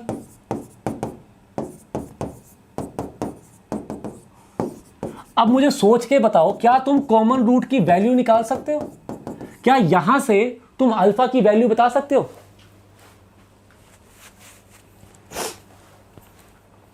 अरे हाँ सर, सिंपल अगर सब्ट्रैक्ट कर दूं तो ये तो कट ही जाएगा और यहां बचेगा अल्फा के साथ 2c माइनस 2b और यहां बचेगा b minus c equal to 0। तो अल्फा की वैल्यू आ गई c minus b upon 2c minus 2b, तो हाफ। तो ये रहा दूसरा मेथड, जब आपको कॉमन रूट डायरेक्टली पता नहीं है पर आप उसको निकाल सकते हैं सॉल्व करके। समझ गए? तो जब इक्वेशन ज्यादा बदसूरत ना हो तो अल्फा अगर कॉमन रूट है, सेटिस्फाई करके अल्फा की वैल्यू ही निकाल लो और अब जो पूछा है वो हो जाएगा। क्यों? वो भैया अल्फा हाफ आ गया और तुमको रिलेशन पता है जहां पे अल्फा सेटिस्फाई करता है, जहां पे अल्फा फिट बैठता है। अब ये तो आज बिगिनिंग में सीखा था, कुछ करते हुए रूट आ जाए तो रूट को सेटिस्फाई कर दो, अल्फा को सेटिस्फाई कर दो। तो जैसे ही सेटिस्फाई करवाया a/4 c plus b equal to 0, यही आपका आंसर है। दूसरा मेथड समझ आ गया? तो दूसरा मेथड क्या है? जब दोनों इक्वेशन में से कोई भी पूरी तो नहीं पता बट हां मैं उनको ना सॉल्व कर सकता हूं, यानी कि अगर अल्फा दोनों को सेटिस्फाई करके देखता हूं तो ये सुंदर दिखती हैं, आपस में कट के अल्फा की वैल्यू प्यारी आ जाती है। जब वैल्यू प्यारी आ गई तो सेटिस्फाई करवा दो यार, वैल्यू ओपी हो गया। अब ये रहा तीसरा, ये वो सिचुएशन है जहां पे पहले दो मेथड में से पहला तो लग ही नहीं सकता क्योंकि दोनों इक्वेशन कंप्लीटली अननोन है। दूसरा मेथड लग सकता है बट शायद कैलकुलेशन बड़ी हो जाए, क्योंकि यहां पे आप देखेंगे कि यहां पे आप अल्फा सेटिस्फाई करवाओगे तो यहां पे और यहां पे अलग अलग टर्म्स है, तो काटा पीटी में दिक्कत आ जाएगी। तो अब आती फाइनल पॉइंट, जब आपको लगे कि कोई हथियार नहीं लग रहा तो लगाओ आप जो एक्चुअल कंडीशन है, जो एक्चुअल कंडीशन है वन रूट कॉमन की।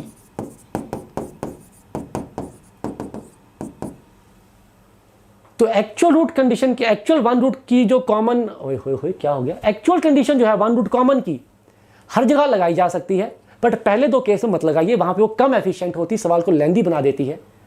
जहां पे कुछ और हथियार नहीं बच रहा वहां पे फिर मजबूरी में लगाइए। कंडीशन को याद रखने का तरीका सुनिए, कंडीशन को ऐसे याद करिएगा, पहले ये जो एक्सट्रीम वाले टर्म्स हैं उनका क्रॉस मल्टीप्लाई, पर सिर्फ कॉफिशिएंट्स का, एक्स मत लिख देना। तो a into a minus c into b, ठीक है जी, एक्सट्रीम वाले टर्म्स का क्रॉस मल्टीप्लाई और उसको स्क्वायर। ओके सर, अब इधर क्या लिखना है, ये जो पास वाले टर्म्स हैं इनका cross multiply, a c minus b square. Okay, multiplied by अगले जो दो पास वाले हैं उनका cross multiply, a b minus c square. Okay, ऐसे ही पहले दूर वालों का क्रॉस मल्टीप्लाई स्क्वायर, फिर पास पास वालों का क्रॉस मल्टीप्लाई मल्टीप्लाइड आपस में। याद रखना एक्स के टर्म नहीं, सिर्फ कॉफिशिएंट्स। ये आपका आंसर आ गया, उसने रिलेशन ही पूछा था, find the relation between A B and C. अब ऑब्जेक्टिव में देखो कैसे खेलेंगे तुम्हारे साथ, ऐसा सवाल होगा तुम यहां तक कर दोगे बट ऑप्शन में ये होगा ही नहीं और तुम कहोगे ये क्या हो गया। तो बेसिकली ऑप्शन में वो शायद एक्सपेक्ट कर रहे हो कि इसको ओपन करो, तो जैसे ही आप ओपन करते हो इसको तो एक बहुत ही प्यारी सी चीज बनती है जैसे ओपन करोगे। ये बता रहा हूं कि ऑब्जेक्टिव में हो सकता है फर्दर सिंप्लीफाई करना पड़े। तो जरा बताओ कितनों को याद है ये चीज, जिसको नहीं याद है सॉरी सर जी लिख दो, क्योंकि ये वो चीज है जो आप भूलना अफोर्ड नहीं कर सकते। A cube plus B cube plus C cube equal to 3ab कब होता है, जब या तो a plus B plus C 0 हो जाए या a equal to B equal to C हो। तो आपका आंसर ये था जो आपने निकाला, पर अगर इसको ओपन कर दो तो ये बन जाता है। तो आप डिपेंड करेगा कहां तक जाना है। शाबाश, बल्ले बल्ले बल्ले। अब आती है बोथ रूट्स कॉमन। दोनों रूट कॉमन मतलब इसके रूट भी अल्फा बीटा और इसके रूट भी अल्फा बीटा। ऐसा तभी हो सकता है अगर एक इक्वेशन दूसरे का मल्टीपल हो। जैसे कि इसके रूट क्या है सर, 2 और 3 है। क्या तुम मुझे कोई और क्वाड्रेटिक दे सकते हो जिसके रूट 2 और 3 ही हो? हाँ सर, इसी को किसी कांस्टेंट से मल्टीप्लाई कर दो, किसी कांस्टेंट से मल्टीप्लाई कर दो, इसके रूट भी 2 और 3 हैं। तो दो इक्वेशन के रूट्स सेम कब होंगे? जब एक इक्वेशन दूसरे का मल्टीपल होगी, यानी कि कोफिशिएंट्स प्रोपोर्शनल होंगे। a1/a2, b1/b2, c1/c2 बराबर होंगे। और याद रखना, ऐसे केस में इक्वेशंस को सेम नहीं कहते, आइडेंटिकल कहते हैं। Identical, they are not same, identical है। एग्जैक्टली। सवाल में थोड़ा बहुत ऐसे खेल लेते हैं बेटा। क्या करेंगे? एक प्यारी सी इक्वेशन देंगे। सवाल देखो बड़ा प्यारा सा है, ऐसी प्यारी सी इक्वेशन दे देंगे और एक दूसरा इक्वेशन देंगे, कहेंगे एक रूट कॉमन है, एक रूट कॉमन है। If the equation this and this have a common root, a have a common root, आपसे a/b/c पूछेंगे। पहले तो आपको देख के फीलिंग आएगी, यार ऐसा तो बोथ रूट्स कॉमन में होता है।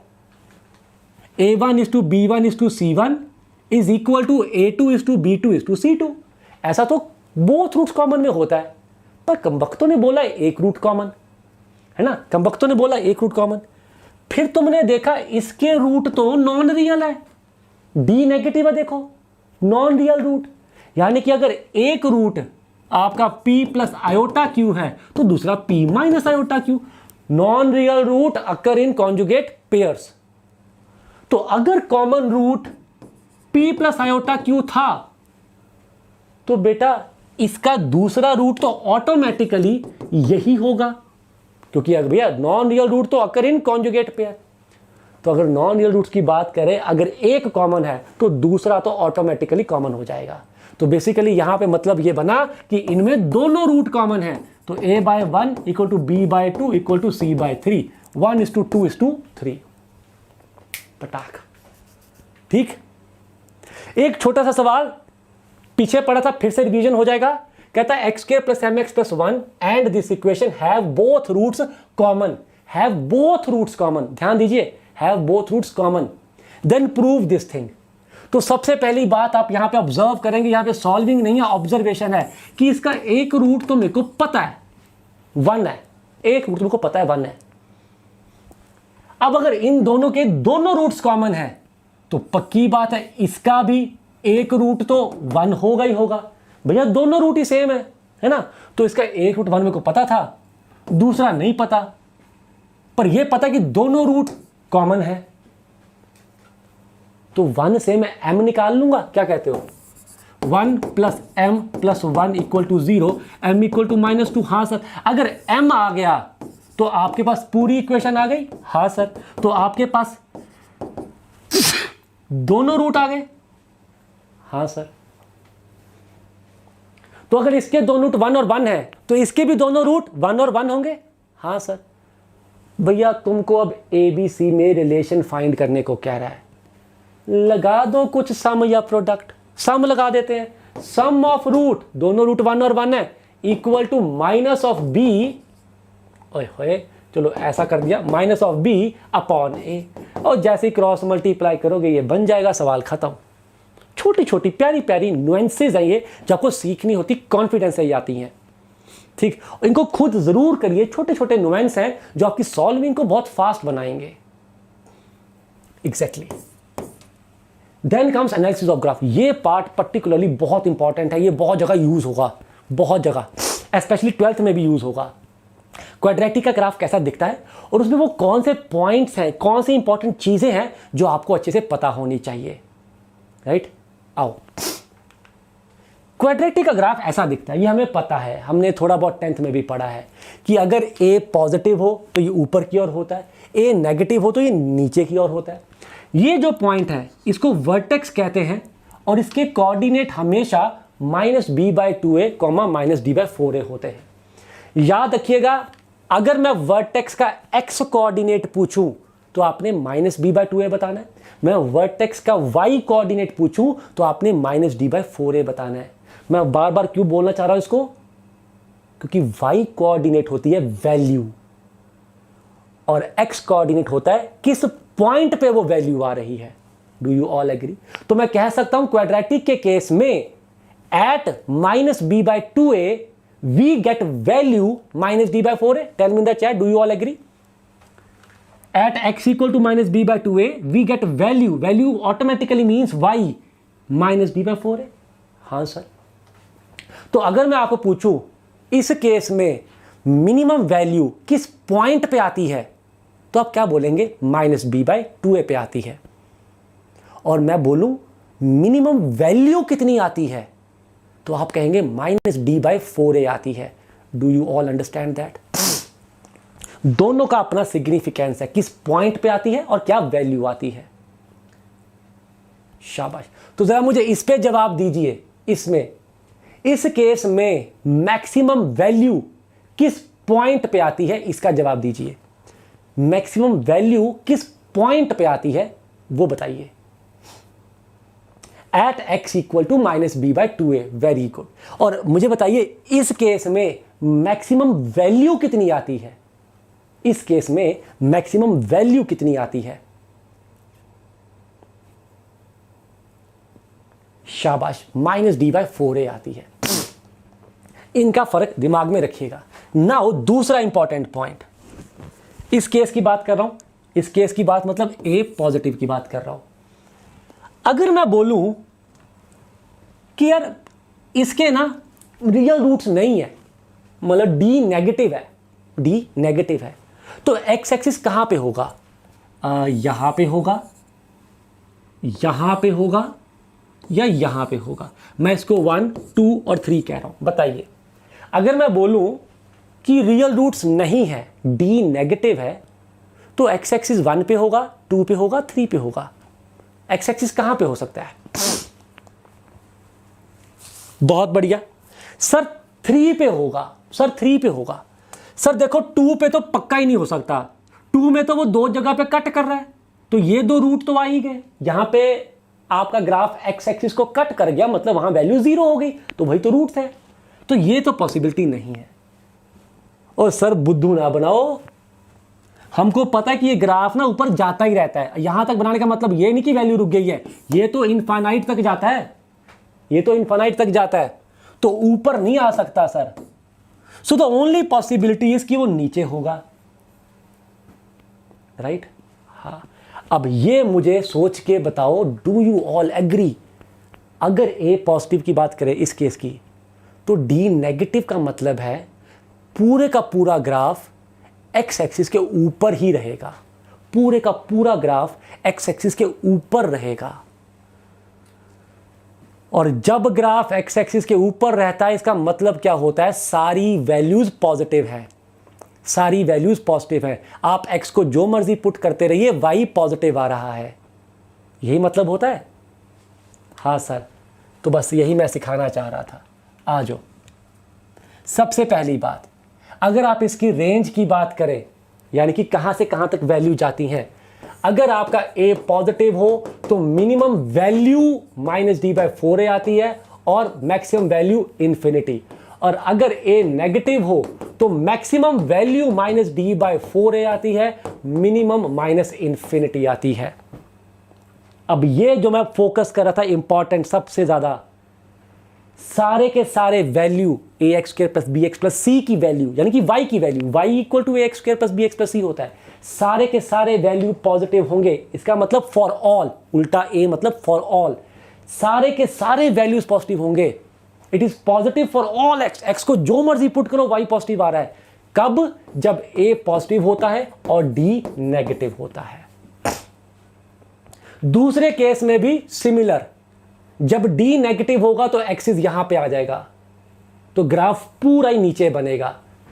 तो a नेगेटिव, d नेगेटिव, ये दोनों कंडीशन बहुत ज्यादा क्रिटिकल है. और याद रखिए, अगर यहां पे इक्वल साथ में आ जाए तो इधर इक्वल साथ में आ जाता है. तो ये दोनों कंडीशन बेटा पी जाना, ये बहुत ज्यादा इंपॉर्टेंट है. 11th 12th हर जगह पे काम आएंगी, बार बार काम आएंगी. Number of integral values of m. अच्छा, ये था वो सवाल जहां मेरे को तुमको एक चीज सिखानी थी थोड़ी देर पहले, जो कहा था आएगी, वो ये थी चीज. Number of integral values of m for which this expression is always positive. अब जेई मेन क्या करता है तुम्हारे साथ? कई बार सवाल बहुत इजी पूछेगा, बीच में कैलकुलेशन में खेलेगा तुम्हारे साथ. अब तुमने कहा ये तो बहुत आसान है, मेरे को कंडीशन आती है, ये ऑलवेज पॉजिटिव होना चाहिए, मतलब इसका जो ए है लीडिंग कोफिशिएंट वो पॉजिटिव होना चाहिए, और इसका जो डी है बी स्क्वायर -4a इंटू सी ये नेगेटिव होना चाहिए। और तुम चौड़े हो गए, सर जी मजा आ गया, सवाल तो खत्म हो गया।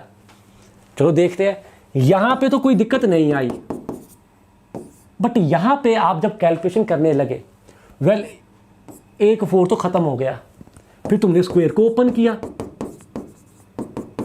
यहां क्या बना -4 1m 2m 3m into -4 -12m 2m square 8m square -8m square, ये बन गया ऐसा। तो फाइनली एक क्वाड्रेटिक आई, छोटी आ रही थी, खुशी हुई हमें, मजा आएगा बढ़िया, बट यहां पे आके तोते उड़े, क्योंकि यहां पे आपसे इसके फैक्टर नहीं बन रहे, यहां पे आके इसके फैक्टर नहीं बन रहे, और हमें पता है फैक्टर नहीं बने तो फिर तो मैं वेवी कर्व कैसे लगाऊंगा, फिर इस इनइक्वालिटी को मैं कैसे सॉल्व करूंगा, फंस गया।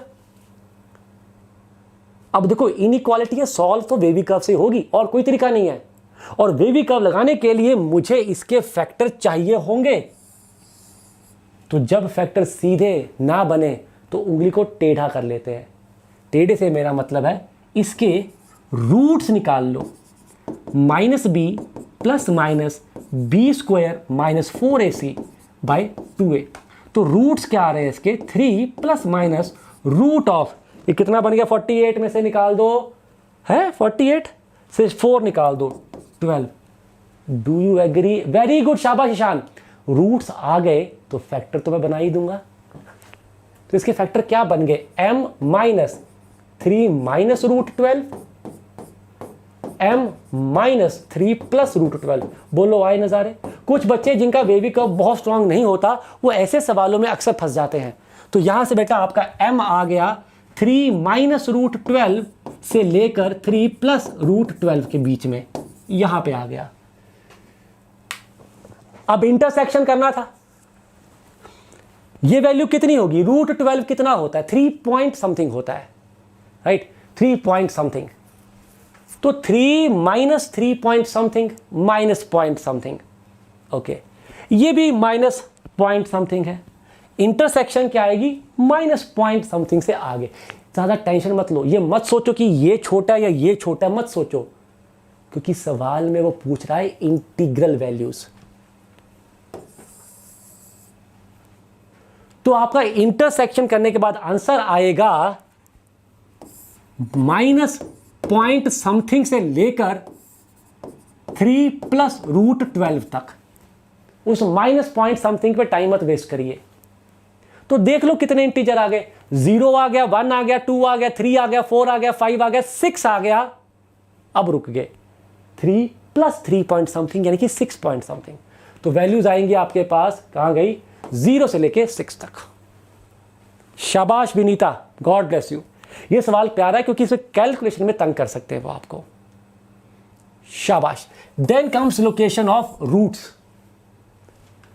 बड़ा प्यारा टॉपिक, बहुत बच्चे डरते होते हैं, क्यों, क्योंकि वो इसको सही पर्सपेक्टिव में सीखते नहीं है, फट्टे मारने लग जाते हैं, ज्यादा ही एनालाइज कर लेते हैं, उस चक्कर में खराब कर देते हैं, जबकि इसमें ज्यादा एनालिसिस की जरूरत ही नहीं है। ओके, पहले मैं तुमको कुछ 3 कंडीशन बताऊंगा और उस 3 कंडीशन से सारे सवाल करके दिखाऊंगा। जब मुझे यकीन आ जाएगा कि तुम्हें ये 3 कंडीशन याद हो गई हैं, मैं समझ की बात नहीं कर रहा, याद होगी की बात कर रहा हूं, फिर मैं उसका लॉजिक दूंगा, क्योंकि तब तुम्हें लगेगा अरे ये तो बहुत घटिया लॉजिक है, तो खत्म हो गया, कुछ था ही नहीं, राइट। तो इस ऑर्डर में हम समझेंगे, आओ समझाऊं। इसमें करना क्या होता है, पहले सवाल पढ़ाता हूं मैं आपको, करना क्या होता है। सवाल में क्या होगा, आपके पास एक क्वाड्रेटिक होगी जिसके अंदर एक अननोन होगा, एक अननोन बैठा होगा। आपको वो अननोन ढूंढना होगा सच दैट रूट्स कुछ पर्टिकुलर जगह पे बैठे हो, रूट्स एक पर्टिकुलर जगह पे बैठे हो। पहला पार्ट पढ़िए, पहला पार्ट पढ़िए, find the value of t such that x equal to 2 lies inside the roots. कहता ये ऐसा टी बताइए कि 2 जो है वो रूट्स के अंदर आ जाए। डू यू ऑल एग्री मैं टी को चेंज करता रहूंगा तो इक्वेशन चेंज होती रहेगी? हाँ सर। ऑब्वियसली टी को चेंज करने से रूट चेंज हो रहे हैं? हाँ सर। तो इन पर्टिकुलर वो ऐसा टी पूछ रहा है जिसके लिए इस तरह के रूट्स आए, टू अंदर होना चाहिए। Okay, has roots of opposite signs, has roots such that 5 lies outside the roots. तो पहले ये समझ आए कि सवाल कैसे पूछे जाते हैं, सवाल क्लियर होता है। तो यहां पे आपको इक्वेशन में एक अननोन ढूंढना होगा सच दैट आपके जो रूट्स हैं वो एक डिजायर्ड लोकेशन पे आ जाए, एक डिजायर्ड लोकेशन पे आ जाए। शाबाश। आओ अब इसका कंसेप्ट सीखो। इस पूरे टॉपिक में 99% सवाल 3 कंसेप्ट से होते हैं, 3 कंसेप्ट से। कौन से? तुम्हारे 99% सवाल 3 कैटेगरी में फॉल करेंगे। पहला कैटेगरी, तुम चाहोगे कि एक नंबर रूट्स के अंदर आ जाए, तुम चाहोगे कि एक नंबर रूट्स के बाहर चला जाए, और तुम चाहोगे कि एक नंबर रूट्स की एक साइड पे चला जाए, एक साइड पे। यहां पे ग्रेटर बोला है, लेस देन भी हो सकता है, दोनों से छोटा या दोनों से बड़ा। 3 कैटेगरी में तुम्हारे 99% सवाल फॉल करेंगे। इन 3 कैटेगरी के लिए पहले डायरेक्ट 3 रिजल्ट याद कर लो। पहले 3 डायरेक्ट रिजल्ट याद करो। के है वो नंबर जिसकी मैं बात कर रहा हूं कि रूट्स के अंदर आ जाए, रूट्स के बाहर चला जाए, या रूट्स की एक साइड पे चला जाए। जैसे कि अगर यहां बात करूं तो ये रहा मेरा के, मैं चाहता हूं कि 2 रूट्स के अंदर आ जाए। Okay, get it? तो के क्या ले रहा हूं मैं? वो नंबर जिसको आप रूट्स के अंदर भेजना चाहते हो या बाहर भेजना चाहते हो। जब और fx क्या है? आपका क्वाड्रेटिक जिसकी हम बात कर रहे हैं, और a है उसका लीडिंग कॉफिशिएंट।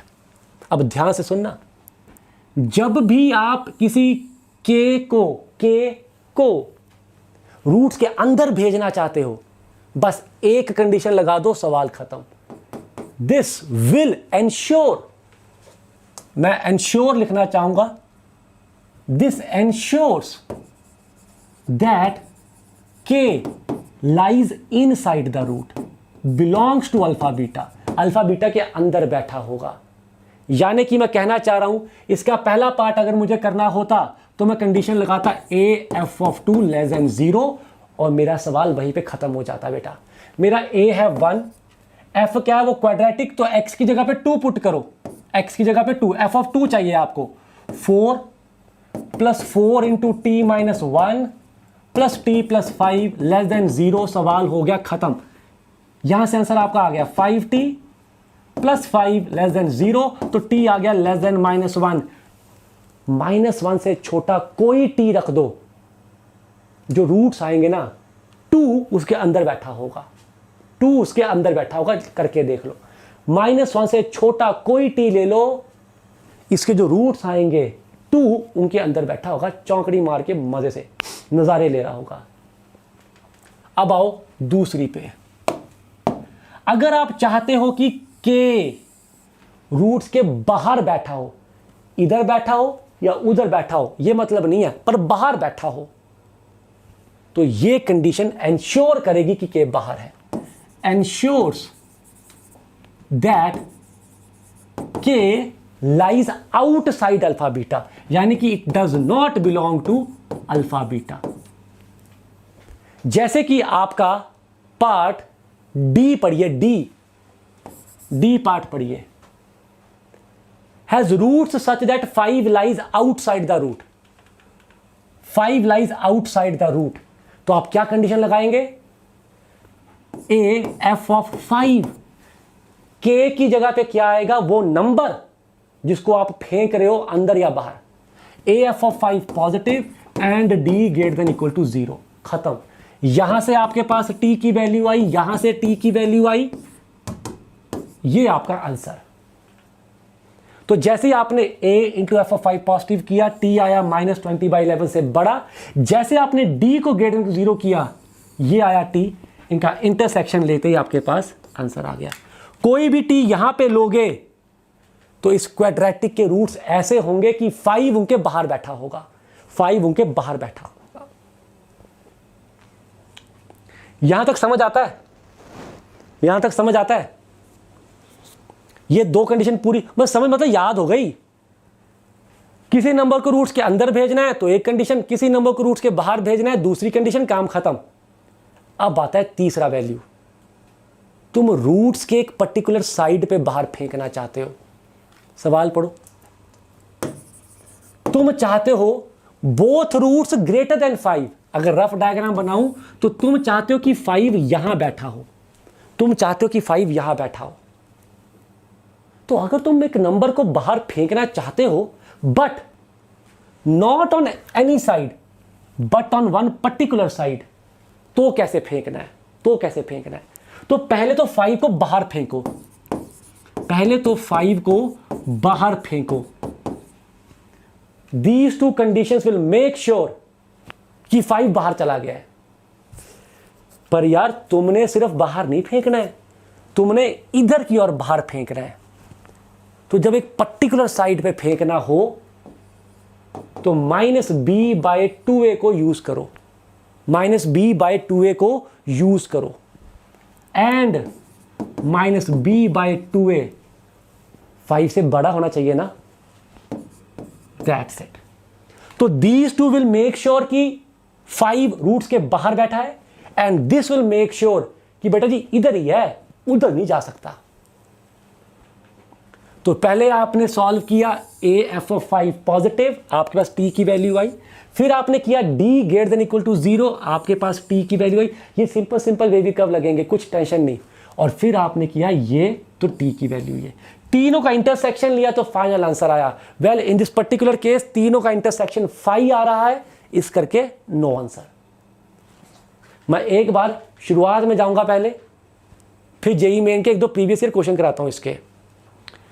तो इस टॉपिक में आपने एक नंबर होता है k, उसको ना कहीं फेंकना होता है। बस सवाल ऐसे होंगे, कभी कहेंगे इसको रूट्स के अंदर फेंको, कभी कहेंगे रूट्स के बाहर फेंको, कभी कहेंगे रूट्स के बाहर एक पर्टिकुलर साइड पे फेंको।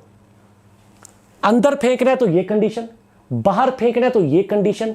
अगर पर्टिकुलर साइड पे भेजना है तो पहले बाहर फेंको, पहले बाहर फेंको और उसके बाद मेक श्योर करो कि वो पर्टिकुलर साइड पे है, वो पर्टिकुलर साइड पे है।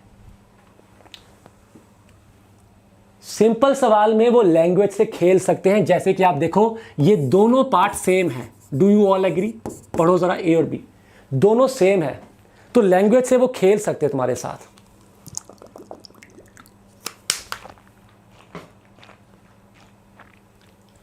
शाबाश। Has one root less than 2 and other root greater than 2। अरे मतलब तो वही हुआ, एक रूट 2 से छोटा है और एक बड़ा है। अरे मतलब तो वही हुआ कि 2 अंदर है, वही तो था पहला पार्ट। तो लैंग्वेज में खेल सकते हैं। Has roots of opposite signs, हालांकि ऐसा एक ही केस है जहां पे आप ये पर्टिकुलर चीज कर सकते हो, बाकी जगह जरूरत नहीं पड़ती। इसको आप simply product of root negative करने से भी फाइंड कर सकते थे। मैं बाकी किसी जगह पे ये कंडीशन यूज करने को नहीं सजेस्ट करूंगा, क्योंकि आप गलती कर देंगे। जैसे कि सवाल आया हैज बोथ रूट्स पॉजिटिव, तो तुम कंडीशन लगा दोगे sir product of root positive. No बेटा, प्रोडक्ट ऑफ रूट पॉजिटिव दोनों रूट्स के नेगेटिव होने पे भी हो सकता है। अरे हाँ, तो यहां पे एक चीज का ध्यान रखना पड़ता है कि आपकी कंडीशन जो है ना वो एग्जैक्टली वही चीज बनाए जो चाहिए, ना उससे कम ना उससे ज्यादा। किसी बुक में इनमें से कुछ सवाल यहां से किए जाते हैं। I will not suggest that, क्योंकि वहां पर गलती कर दोगे।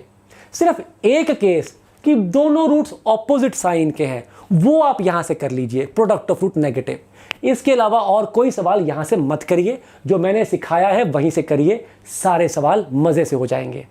इन दैट केस आप ये वाला सवाल जो मेरा मेथड है उससे भी कर सकते थे। इसका मतलब तो यही है कि 0 जो है रूट्स के अंदर बैठा है, एक नेगेटिव एक पॉजिटिव।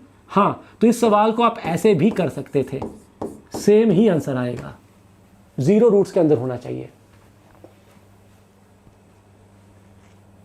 राइट, तो ये रहा लोकेशन ऑफ रूट। अब इसके 1-2 अच्छे सवाल करने से पहले, थोड़े से बेहतर वाले, थोड़ा लॉजिक दे देता हूं इसका। अब लॉजिक क्या है इसका? बेटा लॉजिक कुछ नहीं है, मैं ए पॉजिटिव का केस पकड़ता हूं, मान लो ये है। लॉजिक बस ये है कि ए पॉजिटिव और ए नेगेटिव को अगर आप स्टडी करें तो एफ पॉजिटिव कब होता है, एफ नेगेटिव कब होता है। मतलब अगर इसकी बात करें किन वैल्यूज पे सॉरी किस एक्स पे वैल्यू नेगेटिव आ रही है, सर ये वाले एक्स पे वैल्यू नेगेटिव आ रही है। हाँ, किस वैल्यू पे पॉजिटिव, किस एक्स पे पॉजिटिव आ रहा है, सर इस एक्स पे वैल्यू पॉजिटिव है। हाँ सर, उधर आ जाओ, यहां पे उल्टा हो गया, यहां पे वैल्यू नेगेटिव किस एक्स पे आ रही है, इस पे, और किस एक्स पे वैल्यू नेगेटिव आ रही है और पॉजिटिव आ रही है, इस पे। दोनों का बिहेवियर उल्टा है, यस और नो? दोनों का बिहेवियर उल्टा है। यहां पे रूट्स के अंदर वैल्यू नेगेटिव है, यहां पे रूट्स के बाहर वैल्यू नेगेटिव है। हां सर, एक चीज ऑब्जर्व करो, ए की वैल्यू और एफ ऑफ के की वैल्यू, ए की वैल्यू और एफ ऑफ एक्स की वैल्यू ऑपोजिट साइन की आती है जब आप रूट्स के अंदर बैठते हो। अगर मैं यहां पे कोई एक्स ले लूं तो देखो कि एफ एक्स की वैल्यू नेगेटिव है, ए की वैल्यू पॉजिटिव है, ऑपोजिट साइन। अगर आप यहां पे बैठते हो तो एफ की वैल्यू पॉजिटिव है बट ए मेरा नेगेटिव है। रूट्स के अंदर कोई भी एक्स लोगे तो एफ की वैल्यू और ए की वैल्यू हमेशा ऑपोजिट साइन के होंगे। Do you all agree? देख लो, अगर आप रूट के अंदर किसी एक्स को लोगे तो एफ की वैल्यू और ए की वैल्यू हमेशा ऑपोजिट साइन के होंगे। Exactly, that is the logic. तो मूवमेंट आप ये लिखते हो, यू मेक श्योर कि के जो है वो रूट्स के अंदर बैठा हुआ है, बिकॉज ऐसी चीज सिर्फ रूट्स के अंदर वाले एक्स के लिए ही हो सकती है। बोलो आए नजारे, अंदर बैठा इसके, आए नजारे। इसीलिए किसी नंबर को अगर रूट्स के अंदर भेजना है तो हम ये कंडीशन लगाते हैं, सवाल खत्म हो जाता है, सवाल खत्म हो जाता है। ओके सर, अब आ जाओ रूट्स के बाहर। मेरे हिसाब से बताने की जरूरत नहीं है, रूट्स के बाहर सेम साइन आ रहा है। बाहर एक्स लो तो एफ की वैल्यू और ए सेम साइन के हैं, बाहर लो एक्स तो एफ की वैल्यू और ए सेम साइन के हैं। यानी कि अगर मैं ऐसा लिखता हूं तो एक बात तो पक्की है कि के रूट्स के बाहर बैठा हुआ है, के रूट्स के बाहर बैठा हुआ है। बट सर आपने साथ में यह भी लगवाया था, ऐसा क्यों? क्योंकि यहां पे अगर मेरा ग्राफ ऐसा होता तो भी तो एफ ऑफ के और ए का प्रोडक्ट पॉजिटिव आता, दोनों पॉजिटिव है। बट बेटा रूट्स तो है ही नहीं, तुम कहते हो कि के रूट्स के बाहर है, यहां तो रूट्स है ही नहीं। तो इस कंडीशन में साथ में यह लगाना पड़ता है टू मेक श्योर कि रूट्स आए, कि रूट्स आए। तो सर पहले में क्यों नहीं लगाया? जब आपने पिछला केस किया था तो आपने डी क्यों नहीं लगाया? रीजन बीइंग वहां पे डी की जरूरत नहीं पड़ी क्योंकि मूवमेंट आपने ए पॉजिटिव में ये कंडीशन लगाई कि एफ ऑफ के नेगेटिव है, तो बेटा ग्राफ तो एक्स एक्सिस को ऑटोमेटिकली कट कर चुका है। यस और नो? एग्जैक्टली। आपने ए पॉजिटिव में अगर एफ ऑफ के नेगेटिव कह दिया है तो बेटा ग्राफ तो एक्स एक्सिस को कट कर चुका है, पॉसिबिलिटी नहीं है कि कट ना करे, इसलिए यहां पे डी की जरूरत नहीं पड़ती। ये है लॉजिक इन तीनों कंडीशंस के पास, राइट? थोड़े बहुत सवाल कैसे थोड़े चेंज हो सकते हैं। Find values of m for which exactly one root of this lie in the interval -2 to 4। कहता जी ऐसा एम बताओ, ऐसा एम बताओ कि -2 और 4 के बीच में एक ही रूट आए। अब ये सवाल बिल्कुल ही अलग वैरायटी का हो गया, बिल्कुल ही अलग वैरायटी का हो गया। अभी तक क्या होता था, हम किसी नंबर को रूट के अंदर भेजते थे, बाहर भेजते थे। यहां पे कुछ और ही है। कहता -2 और 4 के बीच में एक रूट होना चाहिए, यानी कि या तो कुछ ऐसा बनेगा और या कुछ ऐसा बनेगा। ये दो पॉसिबिलिटी आ गई, दो पॉसिबिलिटी, जिसको अगर डिटेल में करेंगे तो सवाल बहुत लेंदी हो जाएगा। आप -2 को अंदर भेजेंगे, 4 को बाहर फेंकेंगे, यहां पे 4 को अंदर भेजेंगे, -2 को बाहर फेंकेंगे, सवाल बहुत बड़ा लेंदी हो जाएगा। आप कहेंगे या तो ये हो जाए या ये हो जाए, हालत खराब। पर इसका एक शॉर्टकट है डायरेक्ट। वो क्या है? दोनों पॉसिबिलिटी में ऑब्जर्व करिए कि अगर -2 पे वैल्यू नेगेटिव है तो 4 पे वैल्यू पॉजिटिव है, और अगर 4 पे नेगेटिव है तो -2 पे पॉजिटिव है। यानी कि f ऑफ -2 और f ऑफ 4 जो है ऑपोजिट साइन के होने चाहिए। जैसे ही f of -2 into f of 4 negative करोगे, you get the answer. So basically point क्या बन गया? इफ यू वॉन्ट, इतना अंग्रेजी को लिख रहा हूं मैं यार, fk1 into f of k2 less than 0 will ensure that exactly one root lies inside k1 and k2। तो ये एक पर्टिकुलर सिनेरियो जिसको अगर अलग से याद कर लोगे तो बेटर है तो प्योर ऑब्जर्वेशन, पर हां लेंदी बहुत हो जाएगा अगर आप दूसरे तरीके से करते हैं। ओके, ये पहला वेरिएशन आपको आ सकता है कंपटीशन में। दूसरा ऐसा, अब ये बड़ा प्यारा सवाल है, ये ध्यान से सुनना, शायद हम आखिर में आ चुके हैं, अब ध्यान से सुनना। If both the roots of this equation lie between -3 and 5, दोनों रूट -3 और 5 के बीच बैठे हुए हैं, तो के बताइए।